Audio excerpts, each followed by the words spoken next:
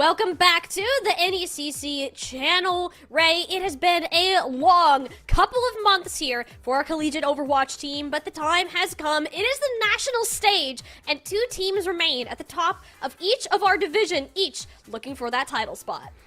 Yeah, it's all on the line for those national championships. So all the chips are out on the table. All the cards have been played. Now it's going to see how these teams duke it out tonight.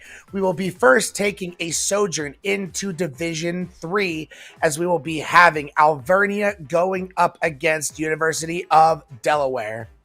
Yeah, these two teams, respectively, at the top of their regional conferences in Division 2, coming away with the win there, then running it all the way down on opposite sides of our single elimination nationals bracket to make it here. The very first time these two teams will be meeting in a finals, yet neither have dropped a map in either their divisional championship as well as the regional conference championships, and all the way up to the Division 3 championship here too. So an insane run through by both of these teams, and it's really hard for us two, having very little comparison across both of these squads, to know who exactly would have the upper hand. What we can go off of though, Ray, is there are quite a few familiar names on the side of each of these. I'm specifically looking at Gusty, the main support for Alvernia, as well as on the other side, Syrup and Carter. These players in particular have had standout performances for their teams in the past. I'm very interested to see how they'll take it today.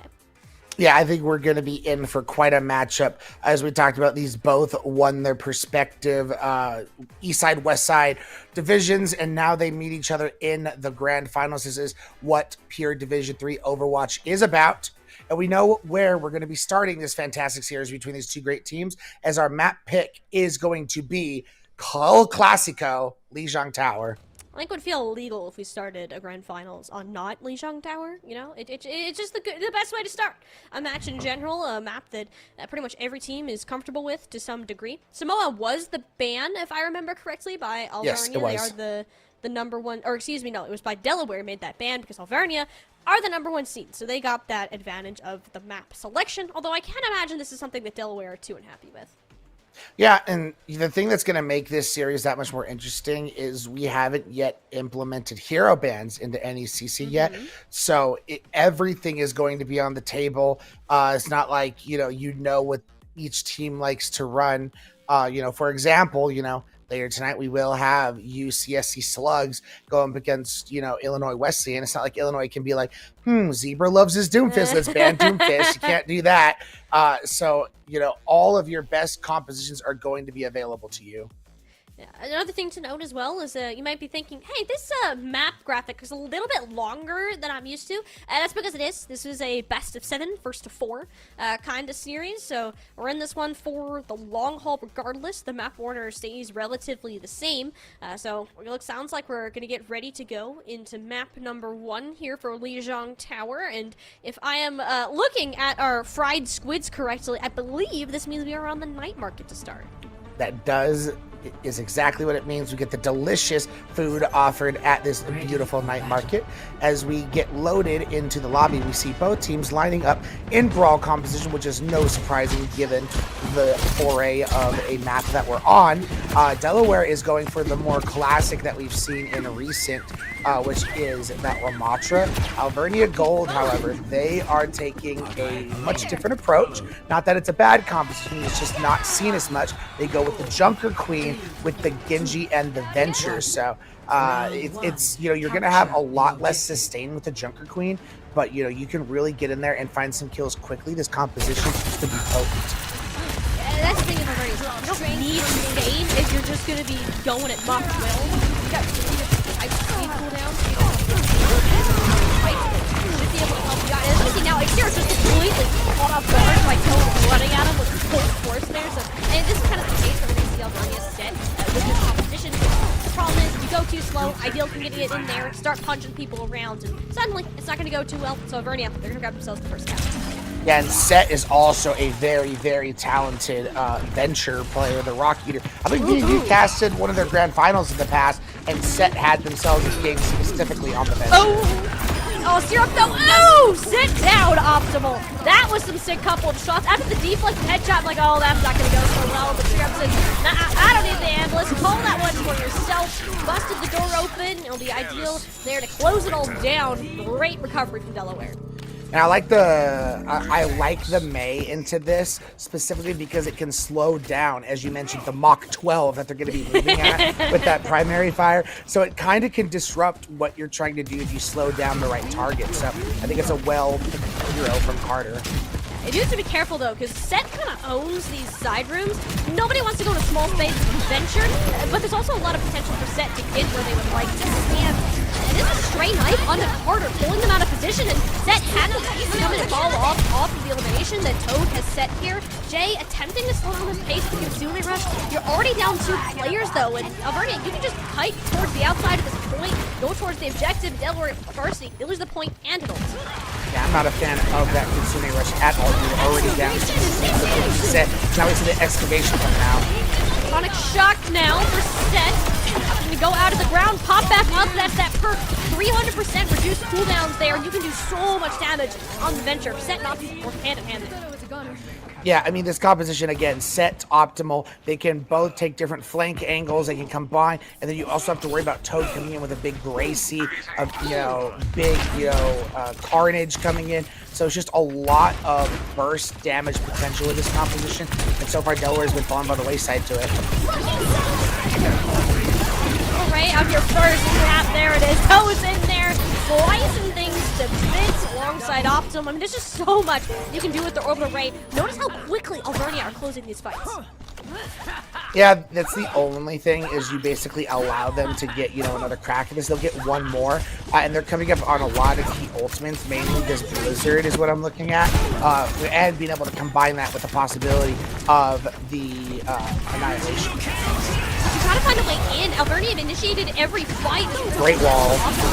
There's a wall denies the space, but not for long. The Rampage making things a little sticky. Counter Blizzard from Carter, though. Lands true. We'll get an even trade. But Gusty, no! The sound barrier. I believe that might have been an Ajax, if I'm not mistaken. Toad doing their best to clean up this field. Alvernia heavily invested into this fight. It would be a shame for them to lose the objective. Thankfully, it's just one measly little mantra. When I say measly, Ideal can live forever, especially with the sound barrier out of Mako hitting the ground, and suddenly the wind back of the hills with the blue hands, and a real chance to at this point flip back over. Syrup, though, completely isolated from the rest of their team. Toad turning around to assist their supports and then continue forcing Ideal away from this objective. Nice couple shots, though. Mortal Kombat is certainly what we like to see, but scrapping us to this fight. The longer it goes, Delaware Varsity will do better. They'll get a flip. Exactly. The only thing you kind of wish is you didn't have to have had used that Kitsune Rush, because it's going to be one ult. I mean, really all you have for the foreseeable future is going to be the hiding from Syrup. And for Alvernia, they can come back in. They will have the Tectonic Shock, and they're getting very close to that Rampage. Carter and cheap little flank here. Juno's kind of a Tracer's favorite target, chew toy, really, if you will. But we'll go ahead and set aside somewhere else, no pun intended. Set just sends it at the 10. What in the world was that? Oh, man, completely catching them out there. Hey, I get it. Sometimes that burrow cooldown, it feels like that it's come up faster than it is. This time, it surely won't. Alvernia, they can't stagger here. They're approaching final fight territory to Ideal. Manages to get one. Oh, this is going to hurt. Pulls on 6 on the Toad. Barely surviving before HP. No. Mako will go ahead and shut it down. Alvernia, they got to reset now.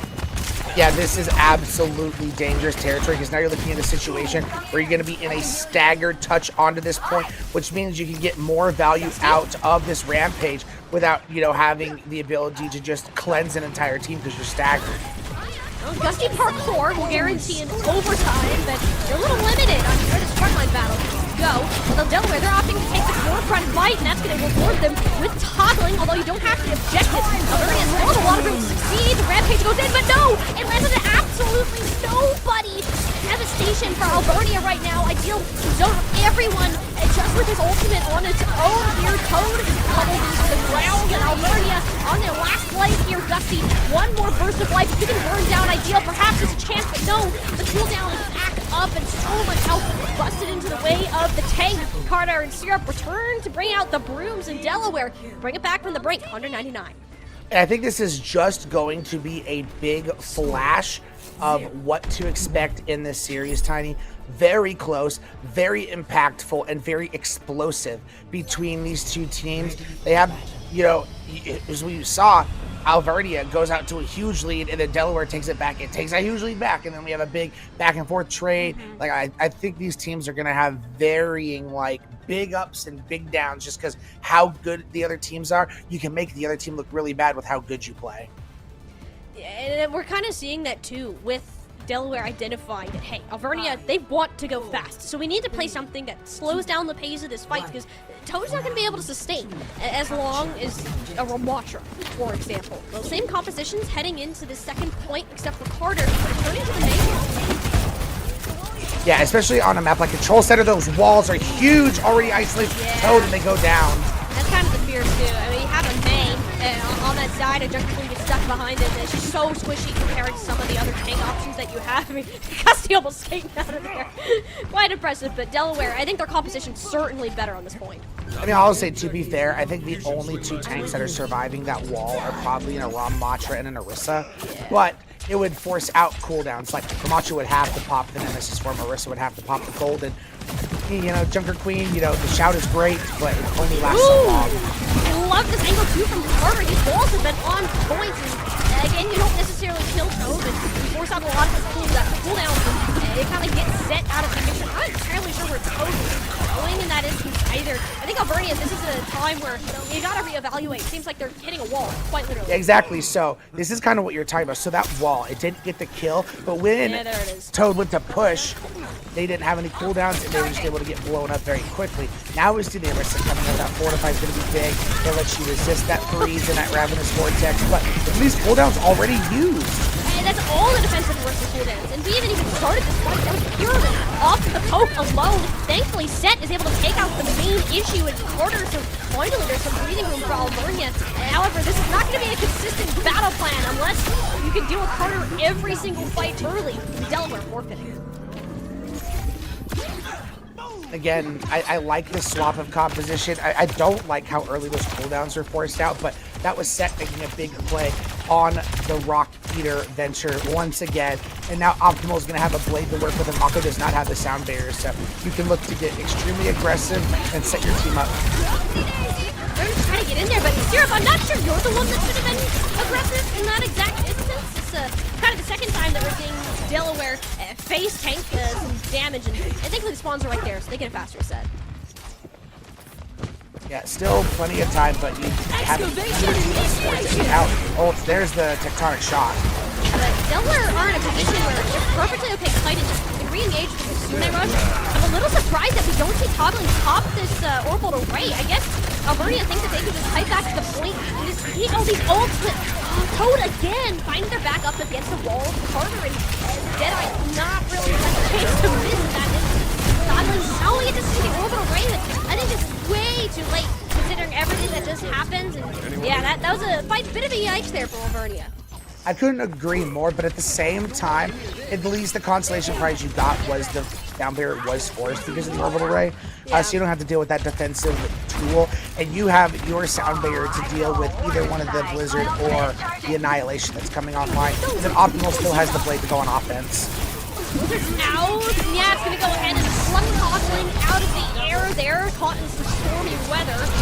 Optimal trade it out. This is actually better for Alvernia, but heavy commitment there. We're up 4v3, popped the Terra Surge, and honestly, you kind of needed it with how this is playing. Yeah, Ideal's going to be able to go reset, but that was every single ult popped for Alvernia. Delaware will have both the Annihilation and the High Noon coming online, and now Carter's going to swap over to the Tracer. I guess, you know, with the Orisa now coming into play, you're not getting as much value out of that primary fire because of the defensive utilities available. Not quite, but I do like this with Toad. Completely disregarding Ideal and full sending it at the back line. Eventually will return once they realize that the force are out of LOS. It is instead Zero. Actually gets Dick first here, so Alvernia, they couldn't quite find the target around Ideal's Annihilation. I mean, look at that. Just trying to just reach the cookies on the top shelf that are barely out of their grasp. Delaware kind of out of options. Gusty has done a ton in this fight, not only kind of escorting these DPS around, just putting a decent amount of damage on their own. Jay, he's going to get really really don't know about that one, especially with It's 99% no tiny. one can get it, but that is a good point. I definitely misread that, but you go ahead and take it for Delaware Varsity. We're gonna go ahead and see a third point. Yeah, I can't fault Jay for that. You pop it as Yeah. soon as you get it in that situation because that's all you can do. You try, desperation, flip that fight. Doesn't happen. Alvernia ties up 1-1 as we head to Gardens for the last submap.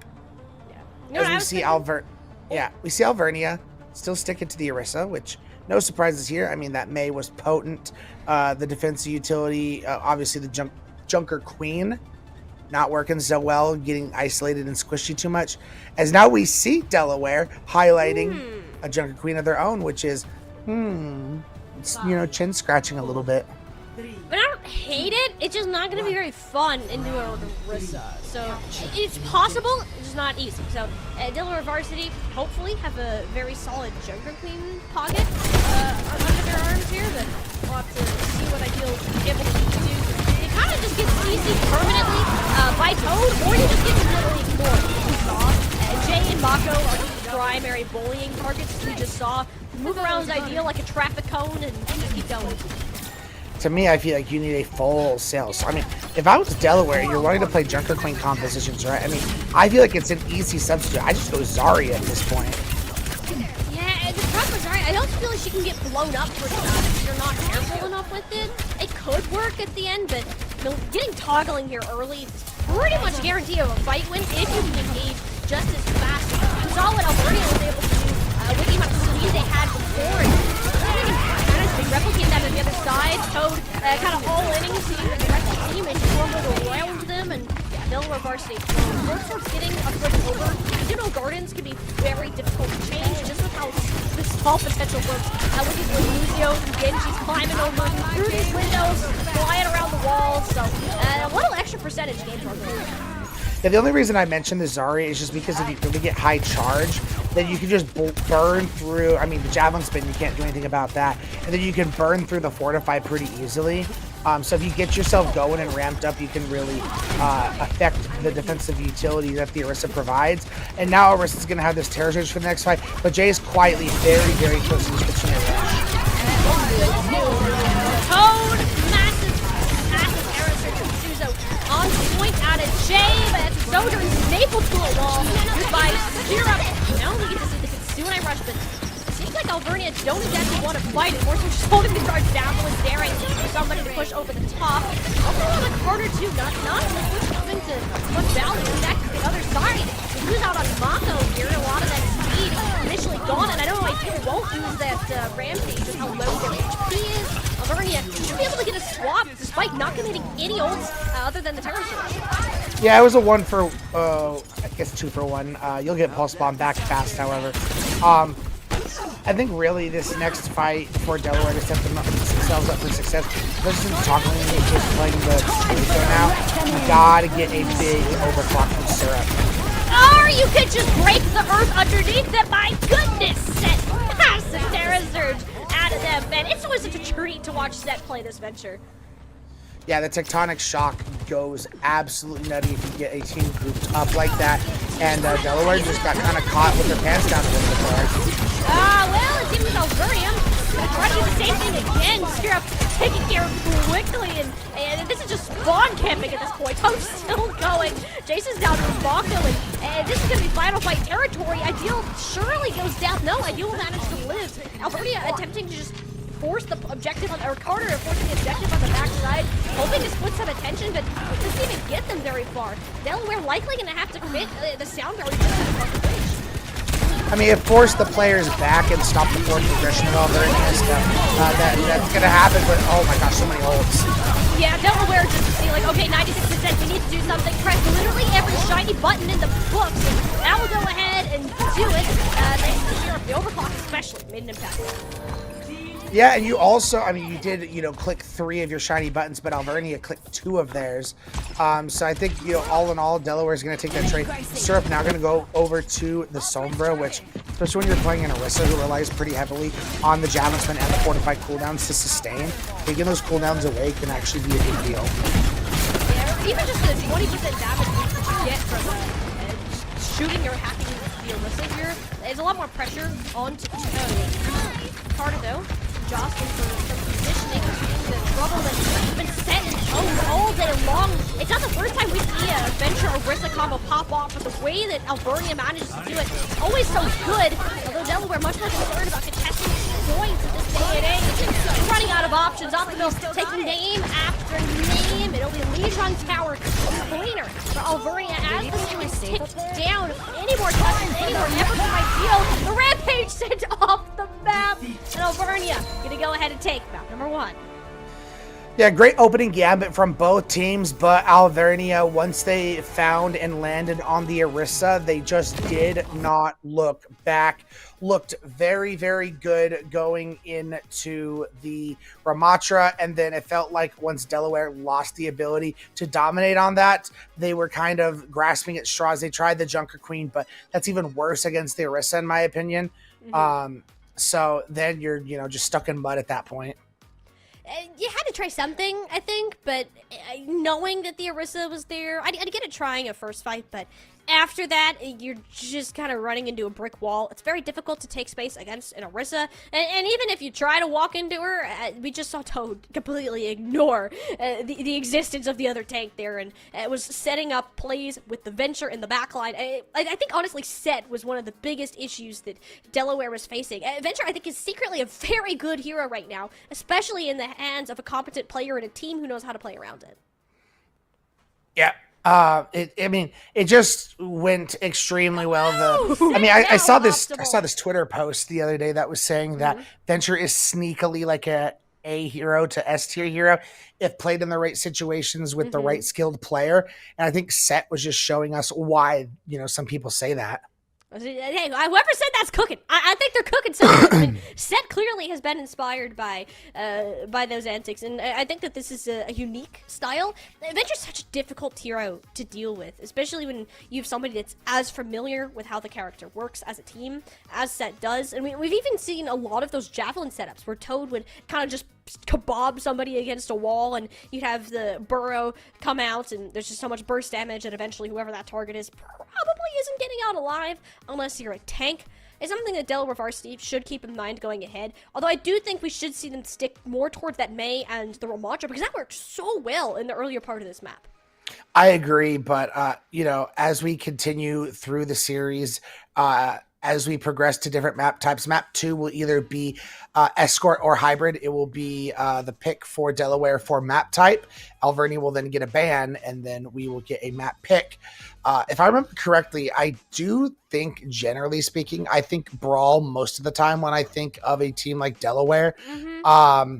So the issue is, if you're Alvernia, I would just look to ban a lot of the Brawl maps, if we go that direction. But we say that, and this next map kind of throws that idea into the toilet, because they've picked the least brawly map, I think, in this game, being Watchpoint Gibraltar. As soon as you said that, I saw Gibraltar pop up at the corner of my screen, and I just started, I'm like, that timing, that's just unlucky. But Gibraltar, I gotta say, does change up the pace.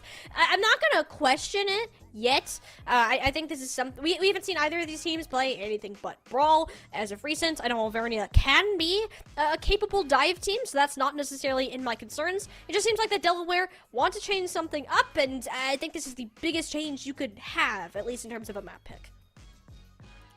Yeah, it is definitely like a 360-degree turn from what we were getting on Lijiang Tower. If you think Lijiang's the most Brawl, oriented control map, Gibraltar is the most Winston oriented map. I won't say dive, because maps like New Bonnie and stuff like that exist, but Gibraltar is, you are playing Winston 95% of the time. Although we did see that one team, I forgot who was it? They were playing Mauga Venture Bay on attack. You remember this? Yes, it only worked for like half of the first point, okay? But it was fun, okay? That was actually kind of cool. I wonder if there's any weird that was during the time when Mauga, everyone hated it, and I hated seeing it. But that was after Mauga got nerfed. That was like the patch, like the day after, the week of that patch, I think. Yes, but we were still getting over the Mauga meta, and I'm like, no, not more of this. Well, if we haven't seen Mauga yet, I highly doubt someone brings it out here. Very much expecting Winston or even Diva from Ideal, as it seems to be the idea. The 5% I mentioned, like I'm like Winston 95% of the time. The other 5% is you play Diva. Venture defense? I like this. Hey, I mean... Oh, Carter, too. So Carter wants to take a play out of Set's book. Which, you know, I wonder if Set's going to look at that and be like, oh, yeah, watch this. And come back I hope Set does that. That is like the most DPS player thing to do. I'll admit I do that all the time. I say, all right, you're playing a hero that I can play? All right, bet. Crack my knuckles. And I'm matching that every day of the week. Tracer, though, and Widow are very good at this particular point because you need pressure, or you can just swap your whole comp as you go out the gates, because that's how this works. So we do get our Venture Mirror after all. This I want to see. The Mei is also a very peculiar pick. I mean, the Diva can't really eat that primary fire, and we end up in a Diva mirror at the end of the day, so just when I'm like, Winston, they all take the 5% Diva roll. Diva is extremely good right now as well. I think the Mei is actually there is one, an expectation of playing Diva, and two, for getting past this little tunnel thing, you just can't contest it against a Mei wall. Look how much free space that Alvernia were able to snag simply having the Mei. This Seraph, though, in the Diva trouble, just completely out of position with no coach gun, and Delaware could have pounced, or rather Alvernia pouncing on that opportunity. Let's see now. This looks like Ideal has a lot of health left. It seems like Alvernia may just be able to push this payload through without it getting stopped the whole time. This is incredible pace of setting. Yeah, just very gutsy plays coming from Alvernia. Toad and Optimal just being as aggressive. I mean, look at this. Optimal's coming in after capping first point and is already going to have a blizzard. Like, that's insane, especially on a map that has so much space and, you know, distance to cover. For the Mei to be getting that much value this early on, heads up to Optimal. There's just no concern, and that's the thing though, is that Delaware, they have to take the fight on this payload for the most part, at least for the first objective. I think the second point, it'll be a little bit harder for Alvernia. Your best option again is just keep pushing this payload. You're already more than halfway through this point without a real fight taking place. The best chance for Delaware here is to hope that they can get a nano or something going, but you're already kind of losing out on Mako, leaving it up to Carter, who now has a nano boost. He can't do much against the Defense Matrix, and now the Blizzard being thrown on top of the Venture. Oh man, I bet you wish you could hibernate underground for that, because nope, the Sword will pass through Delaware down a nano and their Venture player. Alvernia can just keep running this full steam ahead, shooting rush in tow, and no real support forced by Ideal to do their own self-destruct for a remech, which they will be able to snag, but ultimately the wild code just lay carnage to the back line, and you don't really have too many friends to help out your tank who's trying to single-handedly stop this one crew that Alvernia have been setting. Alvernia, they're just going to put sound barrier here too. I mean, they want to move this playload as fast as they can. Looking at a near 5-minute time bank heading into third point. This is insane. Absolutely ridiculous. You know, this is nothing to say anything about Carter's ability to play the Venture, as we already see them swapping over the Mei now. But I'm like, that was exactly what this set loves it when you want to play this Venture, and going to the mirror only enables them to want to do that even more, and almost trying to prove a point, and that they have. But now that we've seen the Mei now coming out and the Orisa, they're gonna be playing more ground and pound. So Alvernia, it's also going to limit a lot more of what Optimal's able to do on this Mei and the Orisa. Yeah, I mean, I'm again just more concerned about this Venture point in time. I mean, look how much damage it doesn't even grab Syrup at the last shockwave. I mean, something has to be done to stop this bleeding and sound barrier. At least that's what Mako hopes it will be. The blue pins here. You just can't get from an elimination. Set is unkillable. They're just running through player after player. These icicles from Optimal are landing. My goodness, Alvernia, they have not lost this fight. They have not let this payload stop, and they might even gain time on Watchpoint Gibraltar if they're not careful. Optimal chucking out the blizzards, denying any form of touch.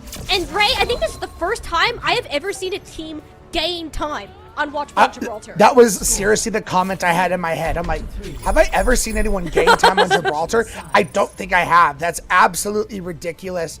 You know, you see something new every day in casting sometimes, and this is definitely some uncharted territory. That was, one hell of attack coming from Alvernia. I'm sorry, the language, but that's how devastating that attack was. And this is Delaware's map pick too, right?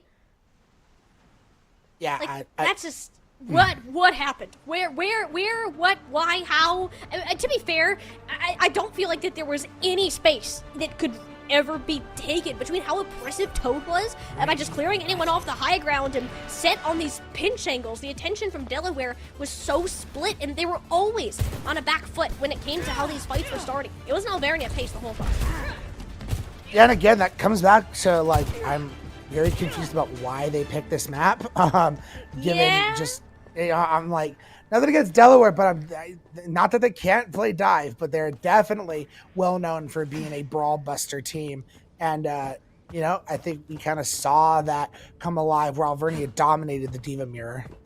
Yeah, the Diva looks really good. Optimal got a shocking amount of value out of the Mei, something that we don't traditionally see on this map. It does make me wonder, though, is this something that Delaware, they're trying a new strat, they're wanting to do something a little crazy and far-mercy in a competitive collegiate match? That's up there, right? Sigma 2 as well on Escort. Goodbye, Set. Totally fine, but Set goes down. So already that's going to be a lot of free cart space for the side of Delaware and Alvernia. Gold, they get D-Mech. I wasn't sure. I'm like, wait, did they somehow get out? No, they D-Mech, and man, just look at the way Delaware comes out firing now. I just can't believe we're playing Mercy. Huh? I don't even remember the last time I've casted Mercy. Like in a higher elo game. Like, it's clearly working. Carter is laying these rockets down, unless you just kind of face tank Adventure. Not recommended for Afara, but I mean, Delaware, they're off to a really good start. And you also have to think about this, Tiny. They're playing Adventure Mei. Not really the hit scan combo to really go after here. Yes, the Diva can, but it's a pharmacy. I'm not sure Diva's going to be enough to go off a pharmacy. Yeah, no, that's not really going to work. Oh, the timing on that, too, and Carter's just ensuring Set can't do anything. Perhaps he finally found the answer to this pesky Venture. Although I don't exactly know how Alvernia can win this fight. You just can't deal with Carter and Mako.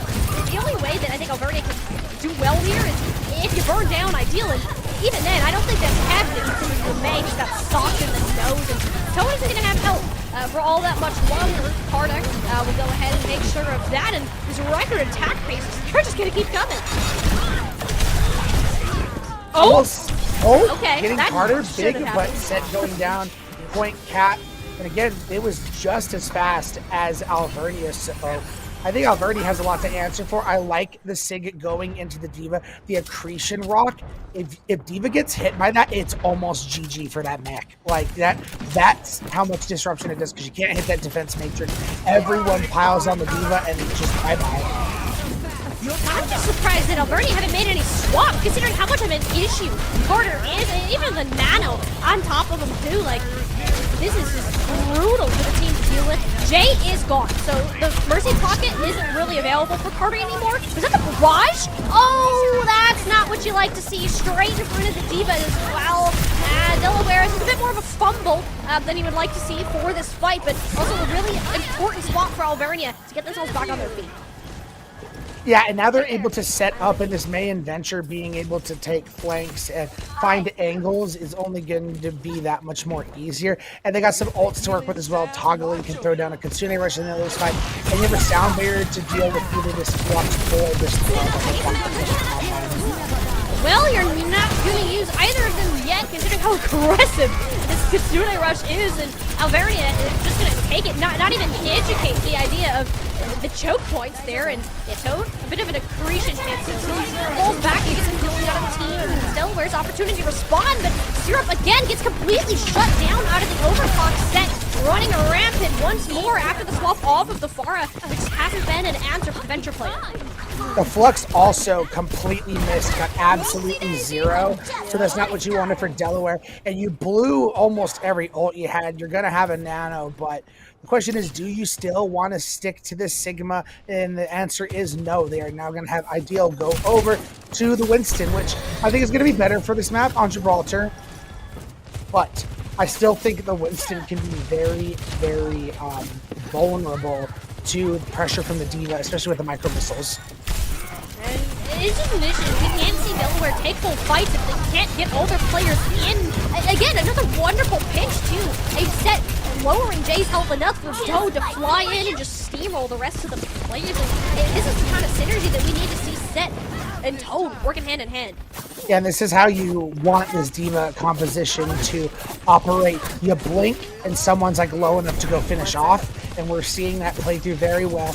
And it relies, as you mentioned, Set and Toad completely being on the same page, and now they're going to have 4 nice shiny buttons to continue to sustain them. 2 minutes left on the clock for the second point attack of Delaware.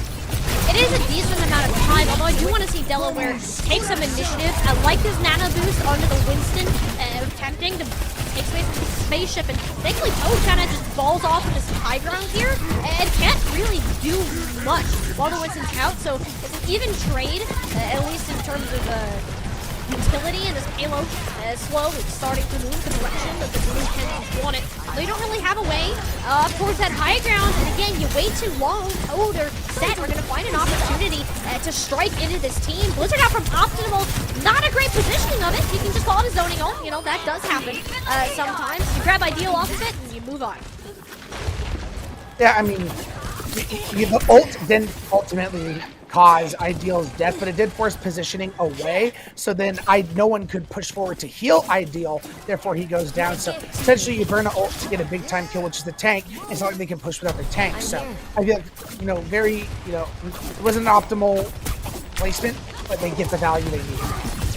I just laugh at the amount of times that we say optimal and Set like completely out of context of the players' names themselves. Like, it's happening way too much in this game. But that's good. We're having fun. Set certainly isn't. Set has died. It's because Syrup has ripped their head off without casting.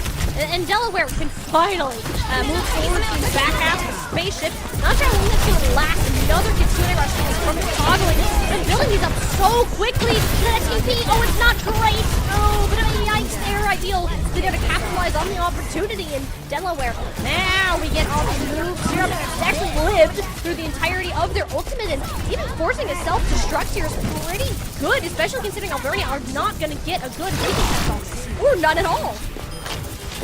Yeah, and they get the D-Mech anyway, so they continue to stagger out Toad, who's just going to go to the point and force them to kill them.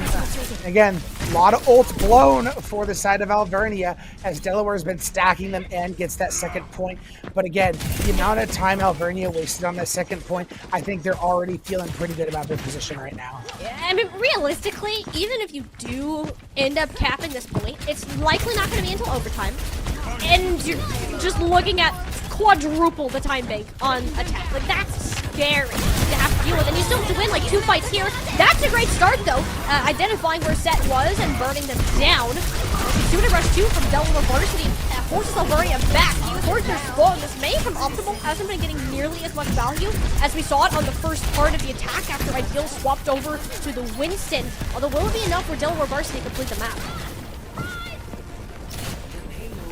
The touches should be able to come in for the side of Alvernia. 5 meters and counting. Optimal getting very, very close to that Blizzard. I think that's essential, as well as the sound barrier from Gusty so close. Icebox forced out, but it does get Optimal all the way up to the ult. Problem is, you're not going to have a tank to help sustain this one through, so Optimal has to snag somebody, but no, everyone is out of the range of Deems or Gusty, opting to drop the sound barrier a little earlier than needed, hoping to pull someone down, and that player will be Jay. Delaware low on healing, or actually has no healing at all. It's only Ideal on the Winston, flailing their arms around, hoping for the best, but you're not going to get another fight here. 10 seconds on the clock, and it's a Winton against the world, taking a soft step back, and will hopefully leap in towards the final seconds, hoping for no boop, but yes, the touch will come through. Sound barrier out of Mako, and suddenly Delaware, they're going to keep their chances alive. Syrup, as it's overclocked, looking for another elim, the shots just aren't landing deadly enough. Has to be up to the follow-up of the rest of the team, and there it is. Blue starting to kill that kill feed and send Albernia back even further. Another self-destruct, so it's going to go wide, and the remake is denied. Delaware Varsity, they're going to squeak it through, but oh my god, a 5-minute time bank to 1. Oh boy, Ray. If Delaware managed to win this, like, this has got to be up there and one of the greatest map comebacks of all time. Couldn't agree with you more. And again, to me, for the side of Delaware, it is essential that they get the first point. I don't think they win this map if they can't cap the first point in a minute. I know it's a lot to ask, but with a massive time bank gap like that, 5 minutes, you're bound to cap first point. I don't think I've ever seen a time bank of 5 minutes. Like, that just feels wrong. That feels so wrong. Like, I was feeling wrong when the cameras were swapped pre-prod. Oh, I gotta bring that up. I enjoyed being on the right side for once. I even commented on it to the producer, and he's like, you want to change? I'm like, no, this is refreshing. And then you come in, I'm like, oh no, we gotta swap it. But, I mean, hey, that's kind of what Delaware, I think, wanted to do. So they wanted to swap up the playstyle, but they wanted to give something fresh that Alvernia weren't expecting, which they kind of did with this Pharmacy Sigma, and it seems like they're gonna want to try that again, although Alvernia will be prepared for it this time. Don't do it. You mean just by the fact that, you know, they know it's coming? Like, is that what you mean? Because I'm like, they didn't change any heroes to deal with it. Okay. I get you. I'm like, okay, they at least, you know, they have the knowledge of it's a possibility. So I'm like, it's not like they're playing a hit scan, you know what I mean? But looks like they're going to go with the Sigma. Okay, there it is. There. So we're kind of starting off the same. Zet is in the exact same position as before, although no one quite investigated it. We'll be sniffed out and have to reroute down to the low ground. If Alvernia can manage to fight in this tunnel, I think that's a little bit better for them, since it's going to be difficult for Carter to safely get damage off. Like, we'll just kind of wrap around the rest of the team. Almost got taken up an adventure of all players. Well over half the time bank has already expired, so I'm just gotta go the way of Delaware. You managed to grab Optimal, and they a lot more freedom for Ideal to kind of bottle the rest of Alvernia up in this small corridor. Like, you should not join them in there. Resurrection though, will it go off? No! It's canceled! A key point for Delaware surely interrupted, and it's all set. This little rock muncher running around on this point, and Delaware, 5 minutes to hold under the bridge. They're looking for a miracle. To me, Ideal became Icarus and flew too close to the sun, went a little too far into that room outside LOS of the supports, and Alvernia, despite a lot of people getting low because of that pressure, all coalesced onto the Sigma and blew them up, and then it was GG's after that. Nothing, you know, you're down your tank. It's just going to be rough sledding after that. And to me, that is nowhere near close enough to be able to win this map. I feel like Alvernia, if they somehow fudge this, like, it's going to be the spaghetti drop of the century, Tiny. I was going to say, at this point, is it more, if Alvernia loses this, is it on Delaware for being really good? Is it on Alvernia for just dropping the boss? I think it's the spaghetti drop of all spaghetti drops. Like, I'd be like, I want to, like, clip this and we do, like, an award show. And that's, like, the worst spaghetti drop. That would be funny. Although this is a very creative kind of approach here for Delaware. The Symmetra like a close hold. You know, is that what they're doing? It's kind of smart, given the fact that they have to hold under basically a car wash to just completely play a brawl with a May and a Sim. My eyes have been opened. I like this. I like this a lot. Although the Malga from Toad, we get the Malga Gibraltar again, Ray. Oh dear, I'm not sure if they were expecting an Orisa or not, but I do think Alvernia know that a close hold is a must. You lose out on Optimal and Set, so hey, you know what? Delaware Varsity, you're gonna get about a minute or so, kind of off for that. So not a bad start. Aligning sentry positions. As we see immediately Toad going over to the Sigma, again thriving on the distance. So it's on Alvernia to make sure you close that distance and not give Sig all the room in the world to work with. A reminder, because this is overtime, there are full perks available for each team, and it doesn't look like Ideal chose the... Yeah, Ideal did choose to charge them. So, not the shield. Set, trying to 1v5. Can't really do that when your tank is on Sigma. Won't have the same kind of help there. Also, pull back the range of the Adventure player a bit. Nice May roll. This forces the Ice Block, although I don't think you grab the elimination. That you did not. But also because you're finding pretty quick picks early on, your DPS aren't able to build up to these vaults, but your Baptiste, who's been pumping heals, is able to get that Ant Matrix to force position away, but oh, disaster. Jay is down. That's not good. A key support bar is taken out under Delaware. We'll see if the Rage can still stand here. The Sim turret, though, certainly doing their job. Ultimate not prepared that sheer amount of damage up with the teleporter out here saving lives and doing damage. Though can't withstand that. Up with the Gravitic Flux and the Blizzard. Sandwiched on top of each other. Alvernia Gold gonna go ahead and claim number 2. Yeah, I'm like, no, it's a matter of time. Ults will come online for Alvernia, and they're going to be able to push this through.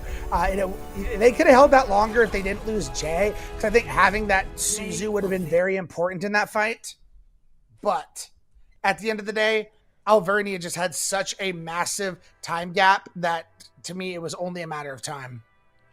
Yeah, I think once we saw that attack from Alvernia, we kind of figured that this map was as good as done. I will give it to Delaware. They gave us something new to think about when it came to Watchpoint Gibraltar attack. I don't think I've seen Mercy in a hot minute, so that was kind of nice. The pharmacy was a cool little touch, but not quite enough to push them over. So Alvernia now with a 2-map lead here. I wonder if Delaware are going to reconsider taking us back to a more brawl-heavy map going ahead. I think only time is going to tell, but before we find out what map number 3 is going to be, we are going to take a quick break, folks. Don't go anywhere. Alvernia is up 2-0, but this is a first of 4. There are plenty of maps of Overwatch to play. Don't go anywhere. We'll be right back.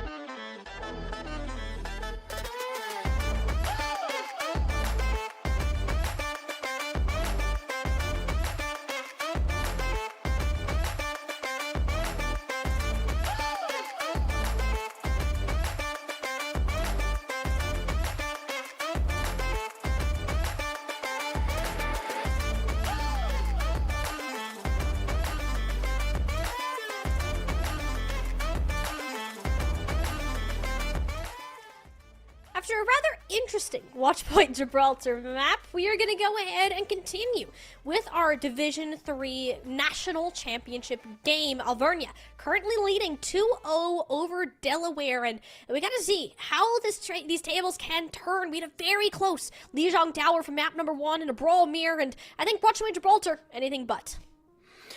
Yeah, and with that in mind, we're gonna, give you guys a little bit of the replays as we weren't able to show a lot of them before we went to a break to fix some tech problems we had.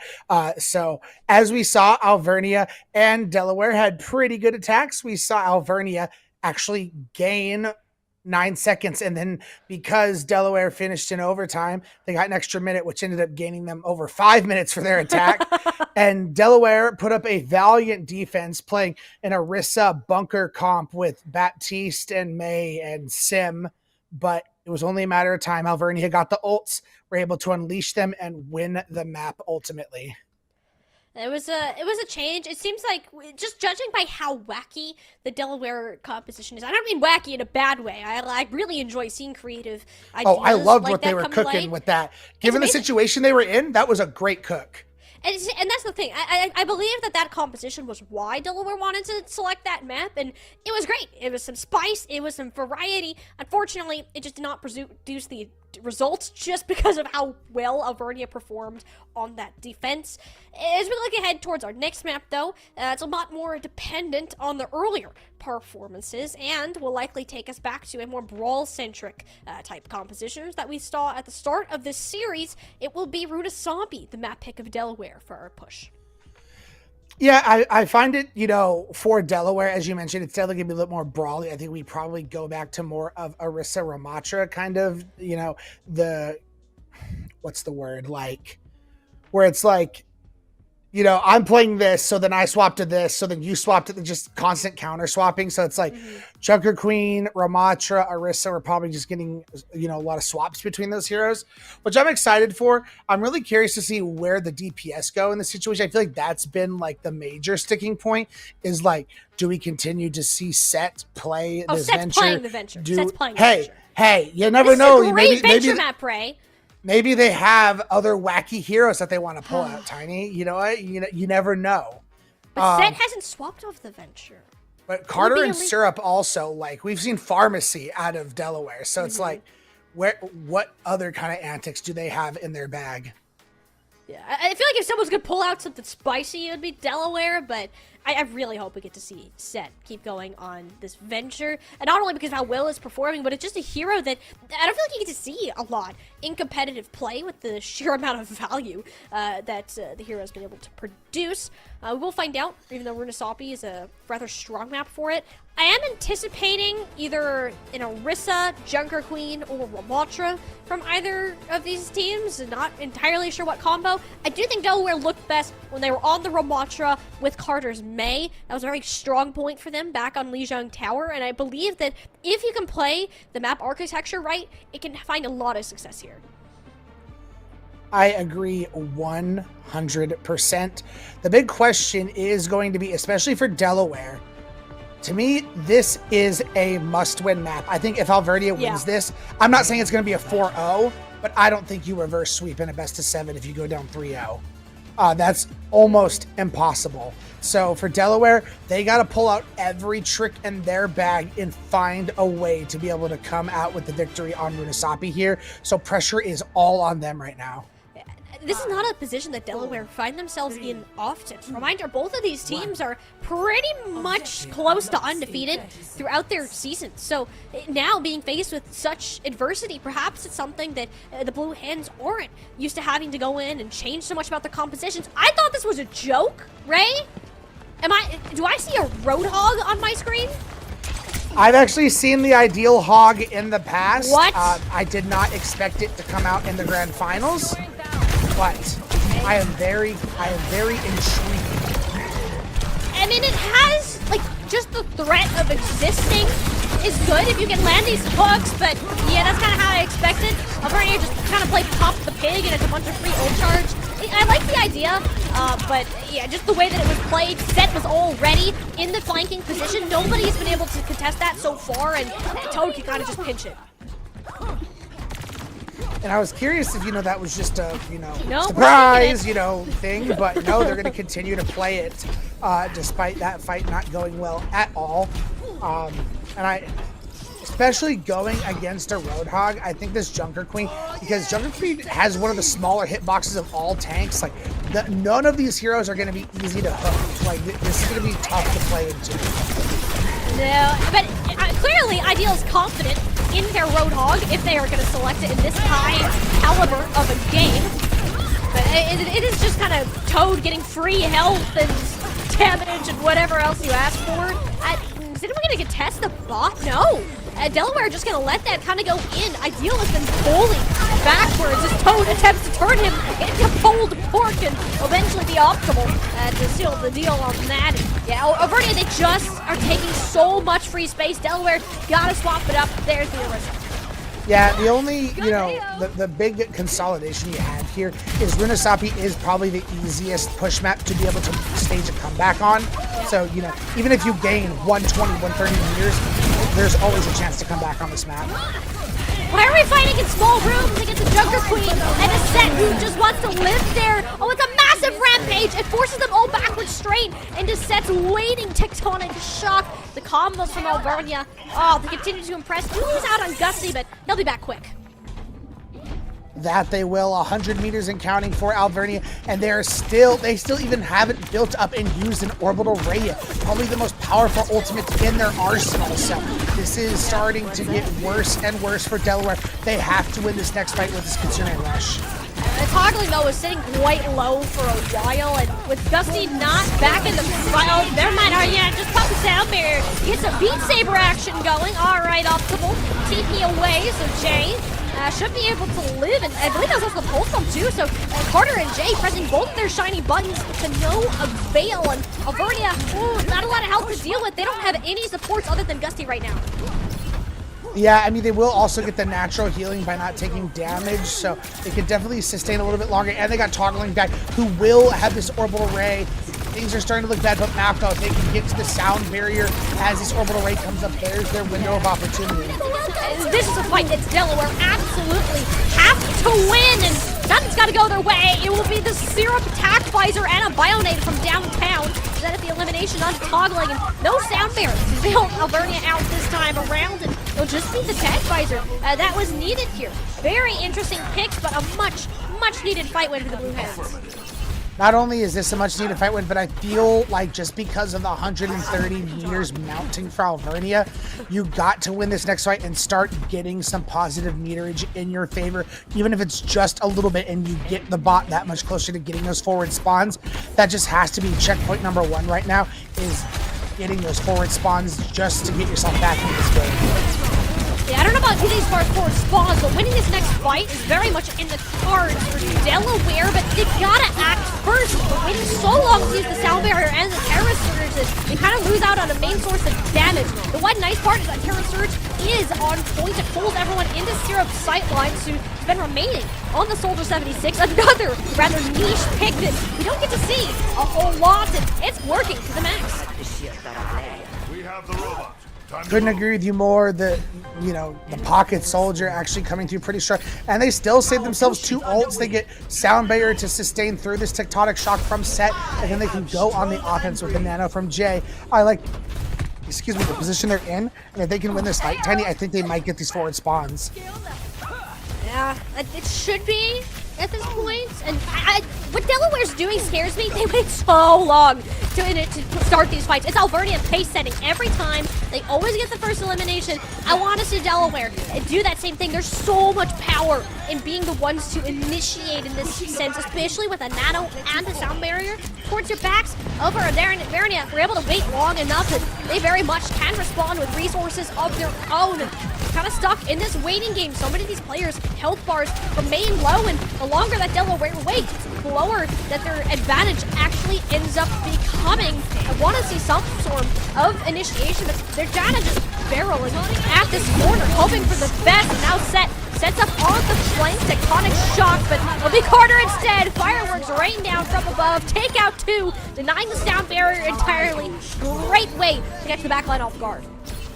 And the forward spawns, exactly. Yep. That's the big part.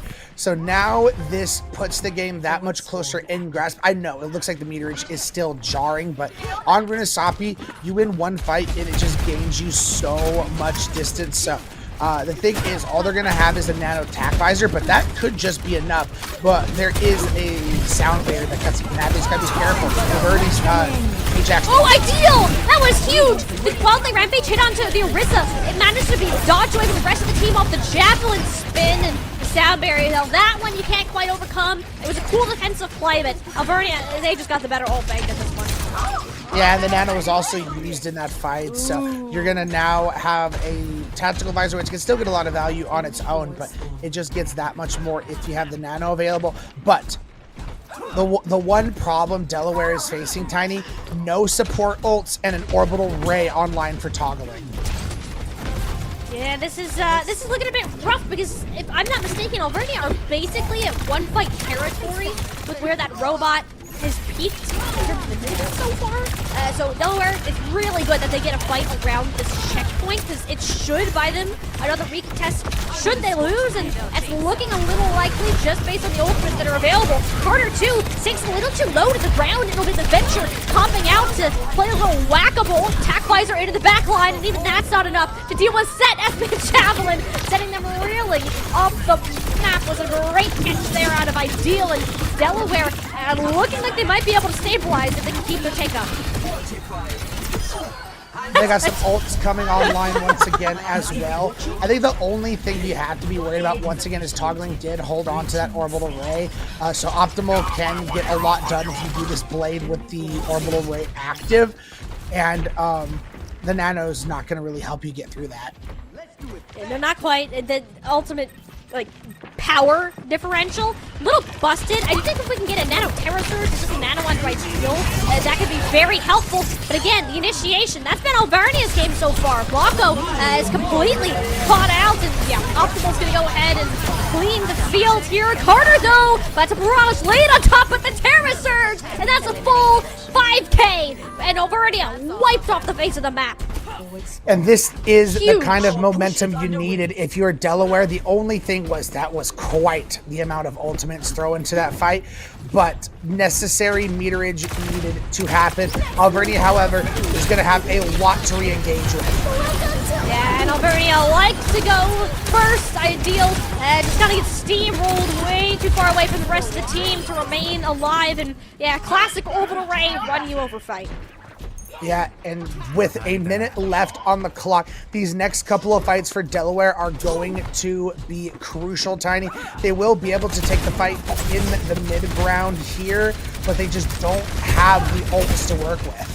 No, and this rampage to promote, I mean, that's really scary for Delaware. You're not near a sound barrier yet, and you're not going to get it anytime soon if Mako dies that early into the fight. So this is looking rather rough for Delaware. Alvernia are going to walk this spot pretty much all the way back to where it was previously.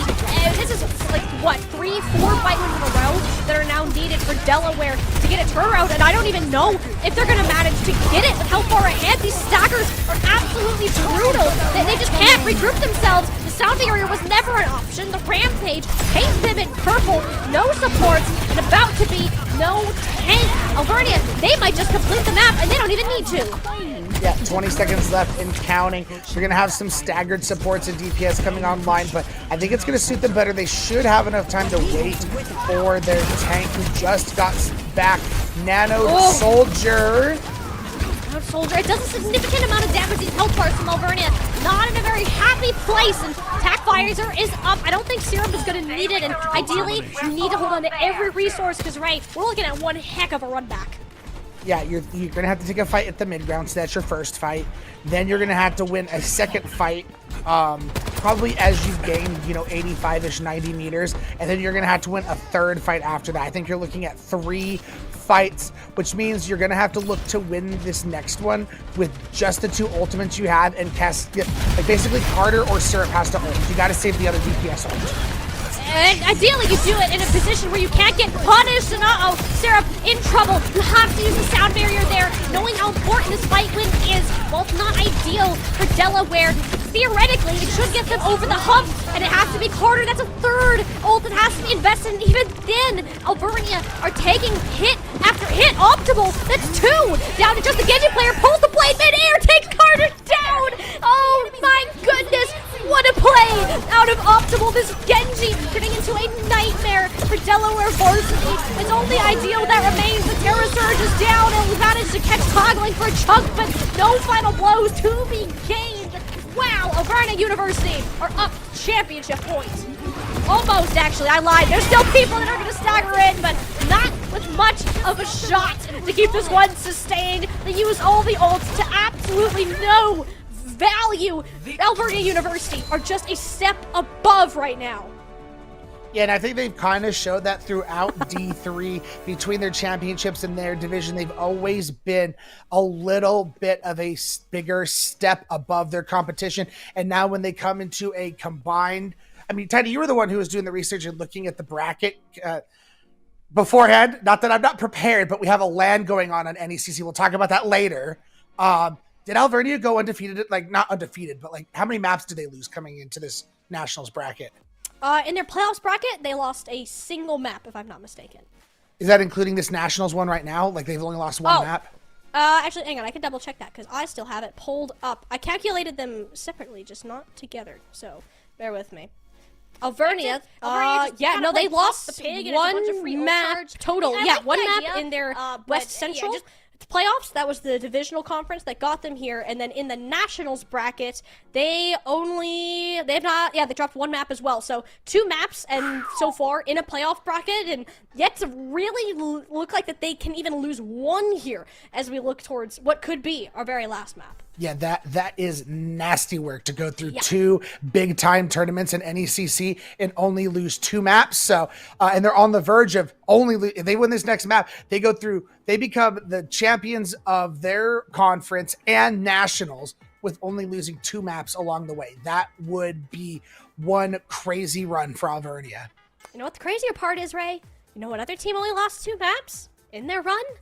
Delaware Only lost 2 maps in their run, and yet here they are, having lost more than that in just one series. And you kind of mentioned, as a push, you kind of have to win it. Reverse sweeping in a best of 7 is darn near impossible to do, largely due to the mental impacts that it has, both for the team that's ahead and the team that is behind. But nonetheless, one more shot now for the Blue Hens to flip the series around.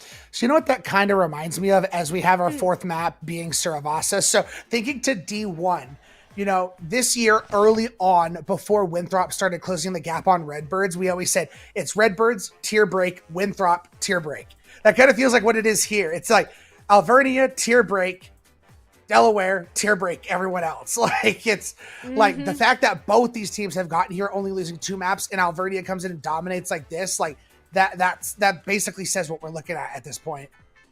Yeah, and I wouldn't say it's like complete domination, to be honest. I think there's a lot of very strong points for Delaware, but I think the confidence in Alvernia's gameplay, again, how Set and Toad work together, those are 2 of the big things that I see that really sets this team apart from anybody else in the Division 3. Like, I would love to see what these teams could do at a Division 2 level, to be fully honest with you, but we'll have to see where that goes next year. So I would also say the other thing to me, at least in this specific series, obviously I haven't watched every single game they do, but in this specific matchup, what's impressed me about Alvernia is it feels like they just have a perpetual, like, they're just always going forward, always looking to use their ultimates, like they're always the initiators. Yep. They never let Delaware get the upper hand when it comes to that.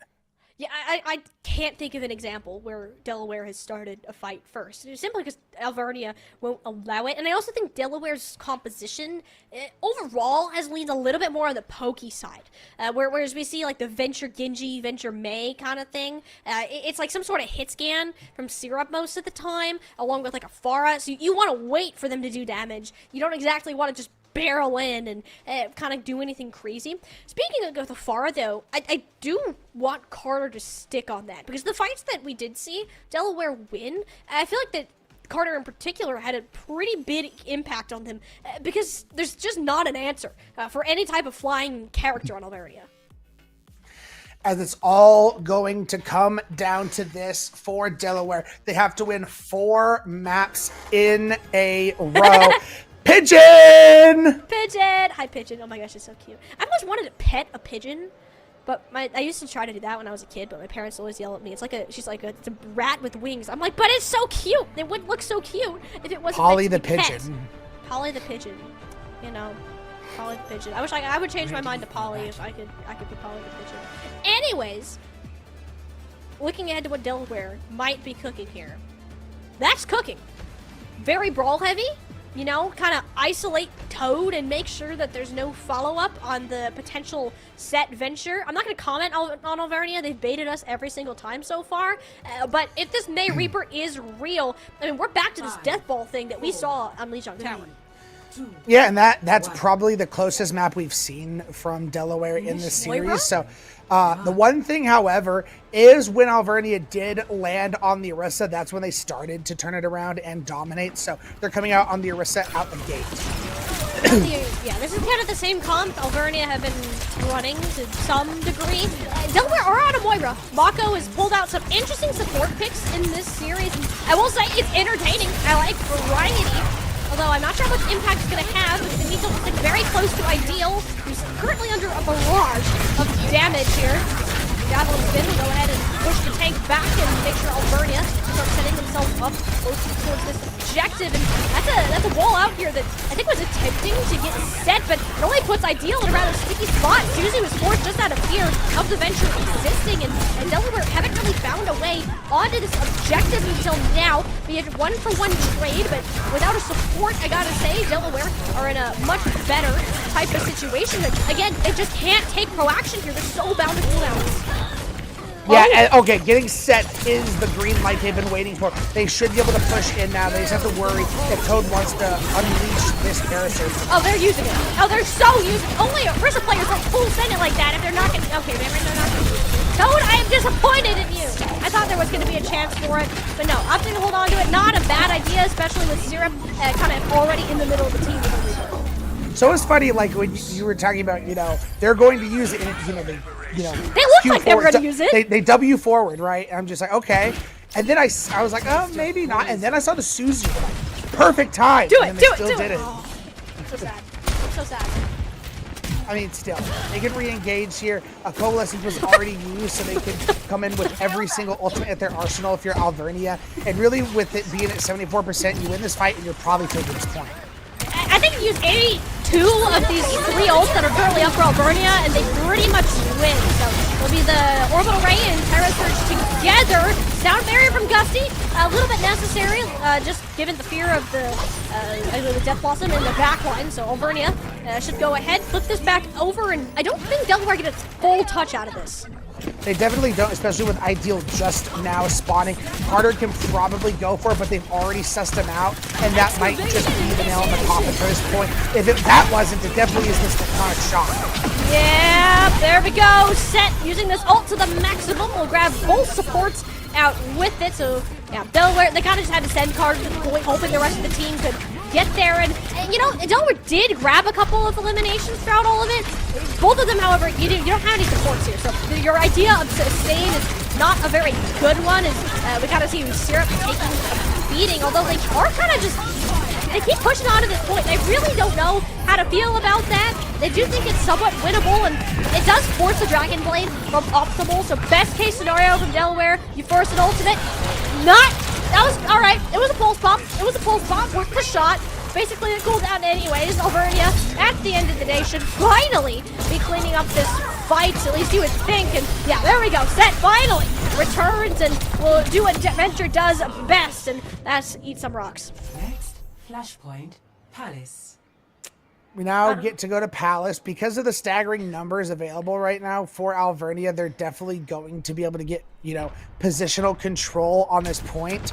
And they still have a Terra Surge to be able to use, but Mako did go pretty crazy the one time they used the Coalescence early, so let's see what they can make with it. Yeah, we'll have to see. I mean, Syrup actually now on the Sombra. I kind of like this. I won't lie. It does throw off the tempo of Alvernia. Toad ended up committing anyways, thinking the rest of the team was there. Newsflash, they weren't. Delaware will get the point first. again, without having to use anything and getting the Terra Surge out. So that first fight could not have gone better for Delaware to start getting their momentum back, not only on this map, but in this series. Ideal, who went over to the Winston, is going to now force the swap from Toad, who's going to go over to the Diva. Kind of saw what happened last time when Toad was on Diva on Watchpoint Gibraltar. It was pretty dominant. And it's still not looking pretty. Set on yet one of another. The signature flanks and already no Syrup to worry about. And the Sombra and the anti-air venture every time. Granted, I'm pretty sure Set was higher in the air than Carter at that point in time, but still to show that you don't necessarily need a hit scan to deal with the flying character. And to me, that fight and the way Delaware positioned themselves was so odd. Like, they let Set get on point and almost basically force him to have to come back, and then it allowed Avernia to just pick them off one by one. So, strange decisions would happen. Ooh, goodbye, Carter. Yeah, this Diva, okay, that's much more of a problem for the Pharah, unless Jay is always there to pump in the healing into him, and it's just not realistic for Delaware. 50% and counting for Alvernia. They still are going to have this tectonic shock for this next fight, but Syrup should be able to win this fight single-handedly with the EMP. EMP and Kitsune Rush kind of layer some stuff on top of each other, see what kind of fun chaos ensues, and it's quite pretty. EMP ended up hitting pretty much everybody there, and Delaware can go ahead and clean up as a result. You'll get about 94% for the side of Alvernia. So they just got to win one more fight, and they've been hoarding their ultimates. They're going to have 3 coming in this next fight. Again, we talked about how Alvernia has been the ones to always initiate Delaware. This is your chance. You have a barrage. Look for it and get aggressive. A little hard if there's a Diva right in Carter's face. Dragon Blade and... oh no, the barrage gets cancelled, so it's a bit of a rough. At least Carter did try to pull it early and it denied the usage of the Dragon Blade, although you don't really have the people to play this neutral fight that comes afterwards. We have flipped back over for Alvernia, and Delaware will likely end up forfeiting Palace. And now we're not looking at just a reverse sweep in the series, but a reverse sweep in this map as well. And I don't like the Delaware are just chucking bodies at this point, feeding the old charge here. And I'm not liking that Carter's continuing to stick to this Pharah. It's not, you know, the Diva can just do, I mean, before on Watchpoint Gibraltar, when it was, you know, active and happening, well, that's cool. They had a mercy pocket. You don't have that this time. Diva can deal with a Pharah, especially when you're not even as high in the air anymore on this map, and you don't have a pocket. That's just Diva gonna eat you alive. Is Ideal now gonna swap over the Zarya? That's at least a good counter swap. The Zarya can eat Diva alive. Yeah, I'm sick of Toad existing type of swap. I don't blame Ideal, considering how much Toad has done. Although I don't know how much better it's going to get. Coalition versus an Orbital Ray and Sound Barrier.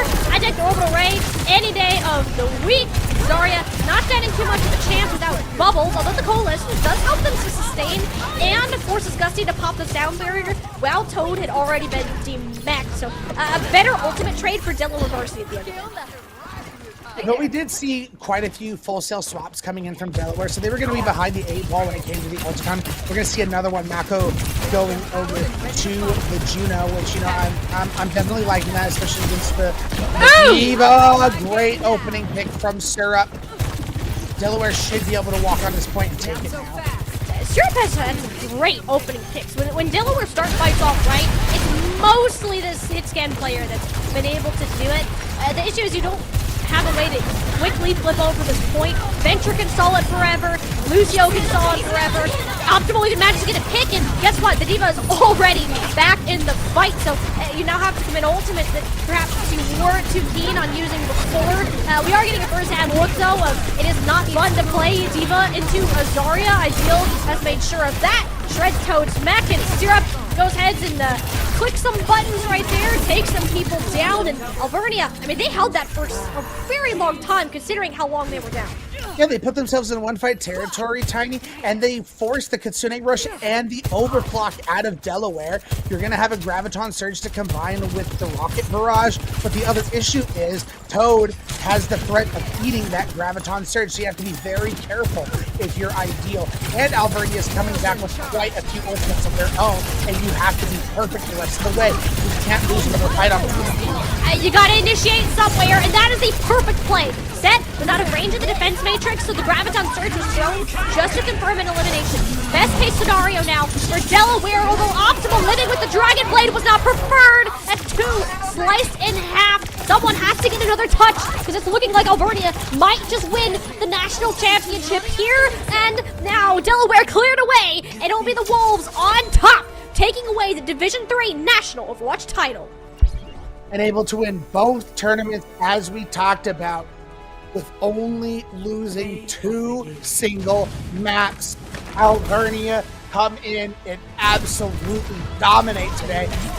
I think one of the big reasons, Tiny, was, obviously Set, playing that Venture was very dominant. But I just think with everyone else, the flexibility in Toad, I think, really shone through.